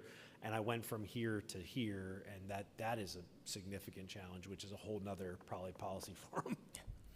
Representative Jones. Well, thank you. And Mr. Smith, I appreciate you starting us off with the reminder that we're talking about fellow neighbors, friends, family, people down the street, humans. And so, and I do appreciate also too the reminder that we can continue to articulate the problems. That is something that we have no shortage of. And so we can continue to address those problems, and I think we should. I mean, piece by piece, we have to push back on the burdensome regulations that are foisted upon us either by the state or locally. Those are very important issues that we have to face. However, I think that what I've seen, and it's been encouraging for me, and I think I've heard it here, the goal is to give people a hand up, not a handout.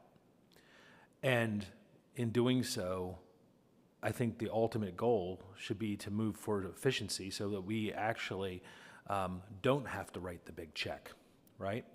We would get to the point where we have given people a hand up to get more people off of and out of these programs and into gainful employment. And those, you're never going to remove all stress. We're all going to have stress, anxiety, which impacts all of our mental health. However, giving that hand up, and Mr. Smith, you talked about how relatively small that can be, just to set people on the correct trajectory. If there's a question in there, it's my question is, what efficiencies do we need to see? Because our offices, we provide LIHEAP, we provide rent rebate. We have some of these services at our offices. But I think very similar to your role, our offices are oftentimes referral services, right? Now we have some programs where we can help people directly, but very often I'm redirecting people because if they walk through our doors, they're in need. They're in need. They very well may be in crisis, and we redirect our friends, family, neighbors to places where their needs can be met. I really appreciate what you're doing, where you're bringing organizations together and you know where to send people to get that hand up. What more can be done instead of looking to the government? What more can be done to bring our community organizations, faith-based organizations, how can we streamline that connectivity within our own communities to meet the needs so that we get people out of these programs? Yeah, I think that we're actively trying to do it, that we know what each other are doing. We're not having mission creep. We're not stepping on each other's toes, and we're staying in our lane, understanding that this is my lane, this is your lane, and how do we do that? When we start to get competitive and duplicate in the social services world, there's nothing good that's going to come out of that. Right. One of the things that's really good about our Uplift Light program is it's a partnership. So when we're talking about $215 investment We're also talking about if the LIHEAP season is open, we're requiring them to apply for LIHEAP first before we're going to be the first line of assistance because the benefit might be greater. Then once that's established, then we can become either the secondary support or an additional support to walk alongside of those individuals. And what we're doing is we are investing in keeping people in their homes. And again, this could be home ownership, right? So just because you own your home doesn't mean you can afford your utilities. I think we're all feeling that, right?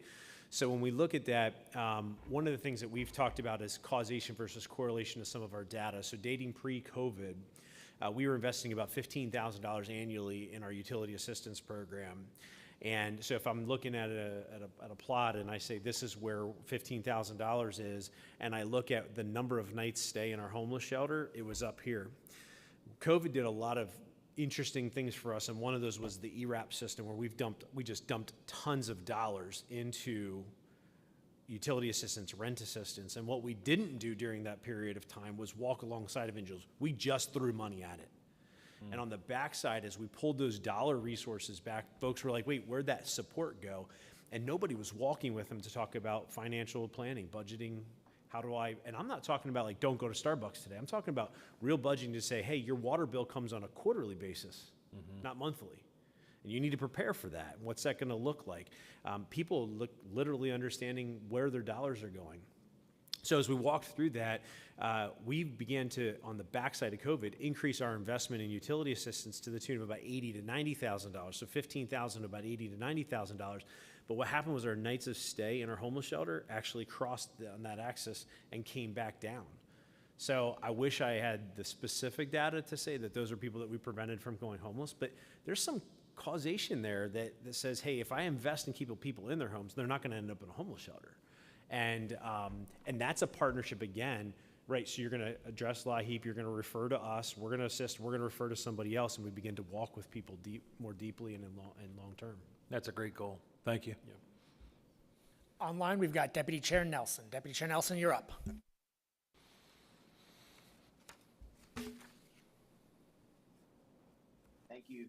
Thank you, Mr. Chair. Hopefully my mic's coming across. Can you guys hear me loud and clear? You're all good. All right, wonderful. I really appreciate both the testimony and the dialogue. I know we had mentioned Westmoreland Community Action, which I'm a Westmoreland County guy, and we're really fortunate to have our Westmoreland Community Action, help families as they get through this transition. I was late today because one of the boroughs that we were meeting with is just really getting squeezed by MS4 and permitting delays as they're trying to balance and convert properties on the edge of being blighted to be reused for first purchase homes. They can't get through the paperwork process. If Mr. Smith, if you're able to touch on ways that, or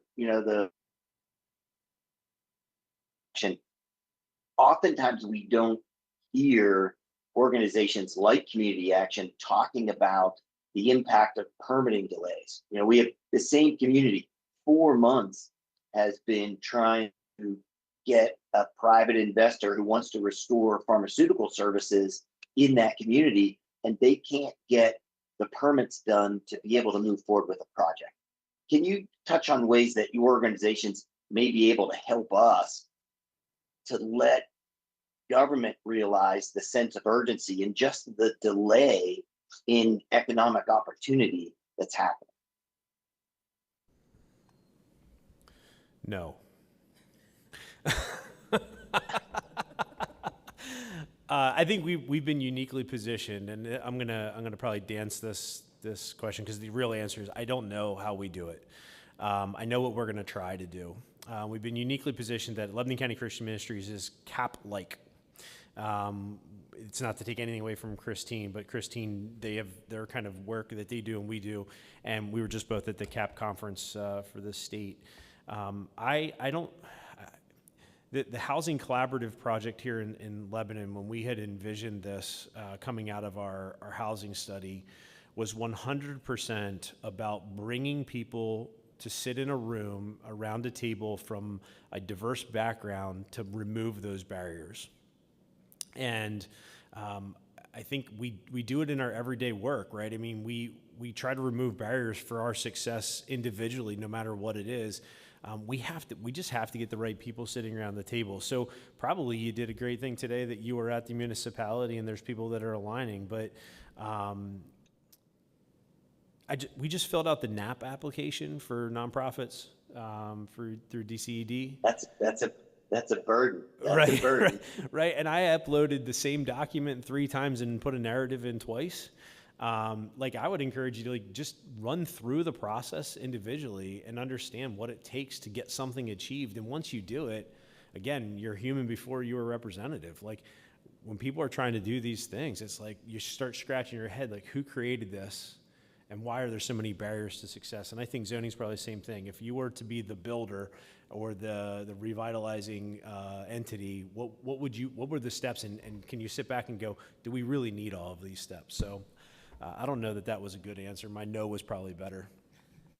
Well, as we shift to Christine and just even trying to help focus, because that's a pretty broad question, the support for programs like MS4 that are really burdensome throughout the state is that, well, this program is really important to our rivers, but we're seeing the year-over-year consequence that programs like these are preventing houses from being repurposed or important services that a community needs from being able to move forward.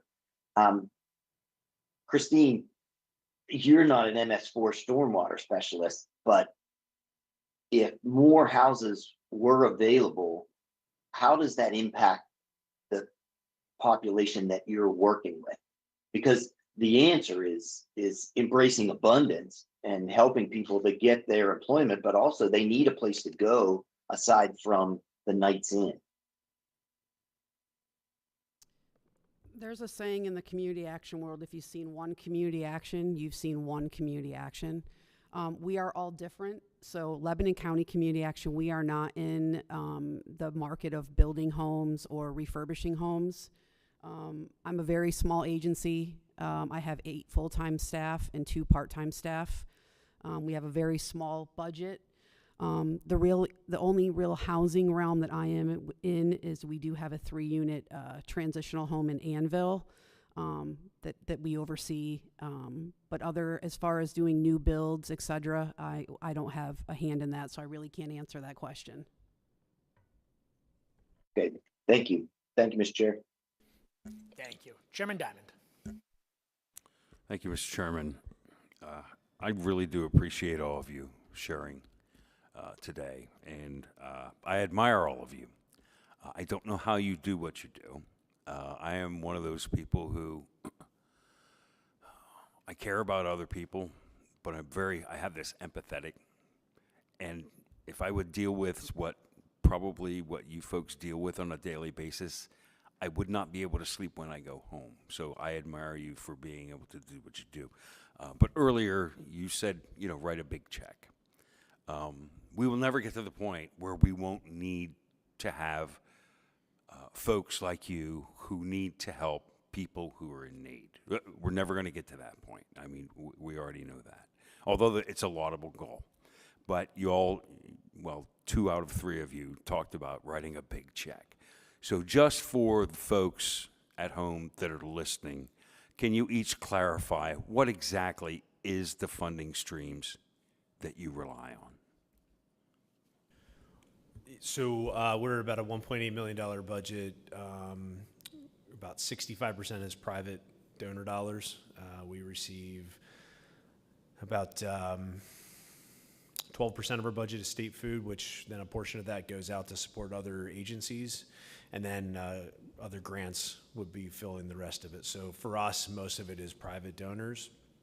So I would not say of course we all want the big check, but I think that, Russ, if I could just for a second say that what we are all striving to do is have data that supports the investment in the people, that when we're done, and you're gonna not have any choice but to say, I want to partner with you and how to help people. I was just seeing if I could pull our budget from, Oh, I don't need Fiscal details. year. I mean, just you can okay. ballpark this for me. So, the county mental health budget is in the millions of dollars. That's every program that falls under mental health. That's not just housing. That's all the providers that we serve. That's for a variety of contracts. So that would be a blend of federal, state, local. Some of that's reimbursable, if they're covered under the Health Choices system. Like I touched on, some of that will never be reimbursable because if someone doesn't have insurance, some are covered by Medicare, so it's a wide variety of funding sources, which can make it challenging in figuring out the programs that are mandated by the state that you must offer somebody, and balancing that with the programs that you should offer but are not mandated. Crisis intervention is also a program that the mental health program also has a giant portion of, which is very expensive but necessary in every county. My budget's a little under 2 million, like I stated in my testimony. About 1.4 of that goes to our medical assistance transportation program, which is paid through by DHS, which is an entitlement program, so we get what we spend. As far as my other programs, my housing assistance program, I have a budget of $185,835. I've been flat funded since 2007. We've gotten one increase in that department since I've been at the agency in 2007, of $39,546. Our human service development grant is $86,816. That's been the same since I've been at the agency in 2007. And then my community service block grant, which is through DCED, ranges anywhere from $310,000 to $315,000, depending if they have extra money. Jocelyn stated in her testimony being part of the block grant, the county block grant. Drug and alcohol, myself, and MHIDEI are all part of that grant. We get a pot of money, and then our allocations come out of that, my 186 and my 89.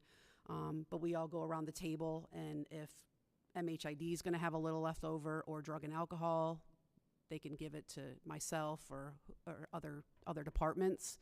That's probably not going to happen anymore, just because they've been cut back on their funding, so they don't have the extra to go over. But yeah, that's my funding. Okay, so just one last question, and this is just because I don't know enough about what you do. I mean, for lack of a better term, when you're dealing with a client, do you ever find the opportunity to cut down on your expenses by, teaming two people that you serve together? Maybe sharing resources between two people, maybe having two people live in the same place. I mean, is there any of that's able to go on under, the rubric of guidelines that you have to work under? For mental health, we'll always see what other services are available in the community that, like Brian and Christine both touched on, like what can we borrow from or partner, who can we partner with who's already doing what we are not doing.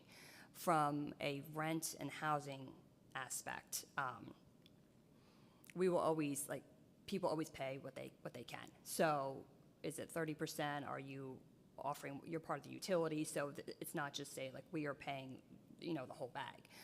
But yes, because we are forced with such a limited resource and trying to serve as many people as we possibly can, a very big portion of what we do is partnering with and then helping people move along so that we can serve the next person. All right, thank you, Mr. Chairman. Thank you, Chairman Diamond. I'm going to turn it over to Representative Schlegel for any closing remarks.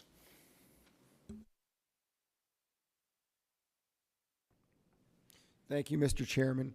And thank you to everyone who participated in today's hearing and shared your time, your expertise, and experience. Today's discussion reinforced that affordable housing is a complex issue.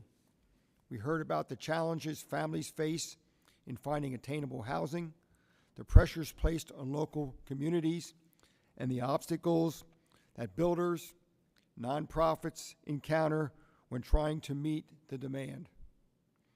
We also heard an important common theme, that meaningful progress will require cooperation between public and private sectors, local flexibility, and policies that encourage growth rather than create additional barriers.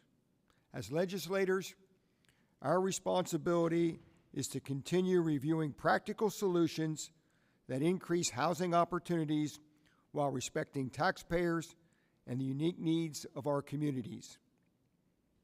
That includes examining regulations, permitting processes, workforce shortages, infrastructure needs, and ways to support responsible development that keeps housing within reach for working families, seniors, and young people starting out.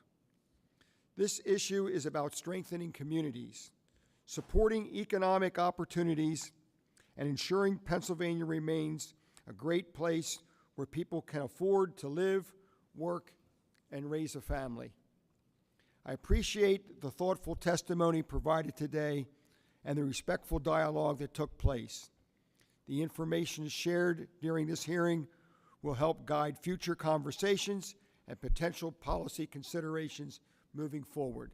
Again, thank you to all our testifiers, committee members, staff, and attendees for your participation and commitment to this important issue. Thank you, Mr. Chair. Thank you, Representative Schlegel. I want to thank all of the testifiers, the member who joined us personally and online. I want to thank Mayor Capella for hosting us here in Lebanon City. Thank you very much for having us. I want to just commend everybody, especially my team, who put together this series of hearings we had. I think we've learned that communities all across Pennsylvania are facing unique challenges. It's a common theme that has emerged. Too many Pennsylvanians feel like the dream of homeownership is just moving further out of reach. We heard today, communities like Lebanon, homeownership isn't just about property. It's about putting down roots. It's about building stability for your children, your family, and creating something to pass on to the next generation. What we heard today is that housing is no longer just a housing issue. It affects workforce participation, family stability, mental health, poverty, and community growth. Expanding opportunities will require collaboration between state and local government, the private sector, nonprofit organizations, and community partners willing to think creatively and work together. As policymakers, our job is not just to simply identify the challenges, but to continue pursuing practical solutions that help more Pennsylvanians find stability, opportunity, and a place to call home. So we appreciate everyone who has participated throughout these three hearings that we've held on this issue and contributed to this very important conversation about housing and affordability in Pennsylvania. With that, this hearing is adjourned.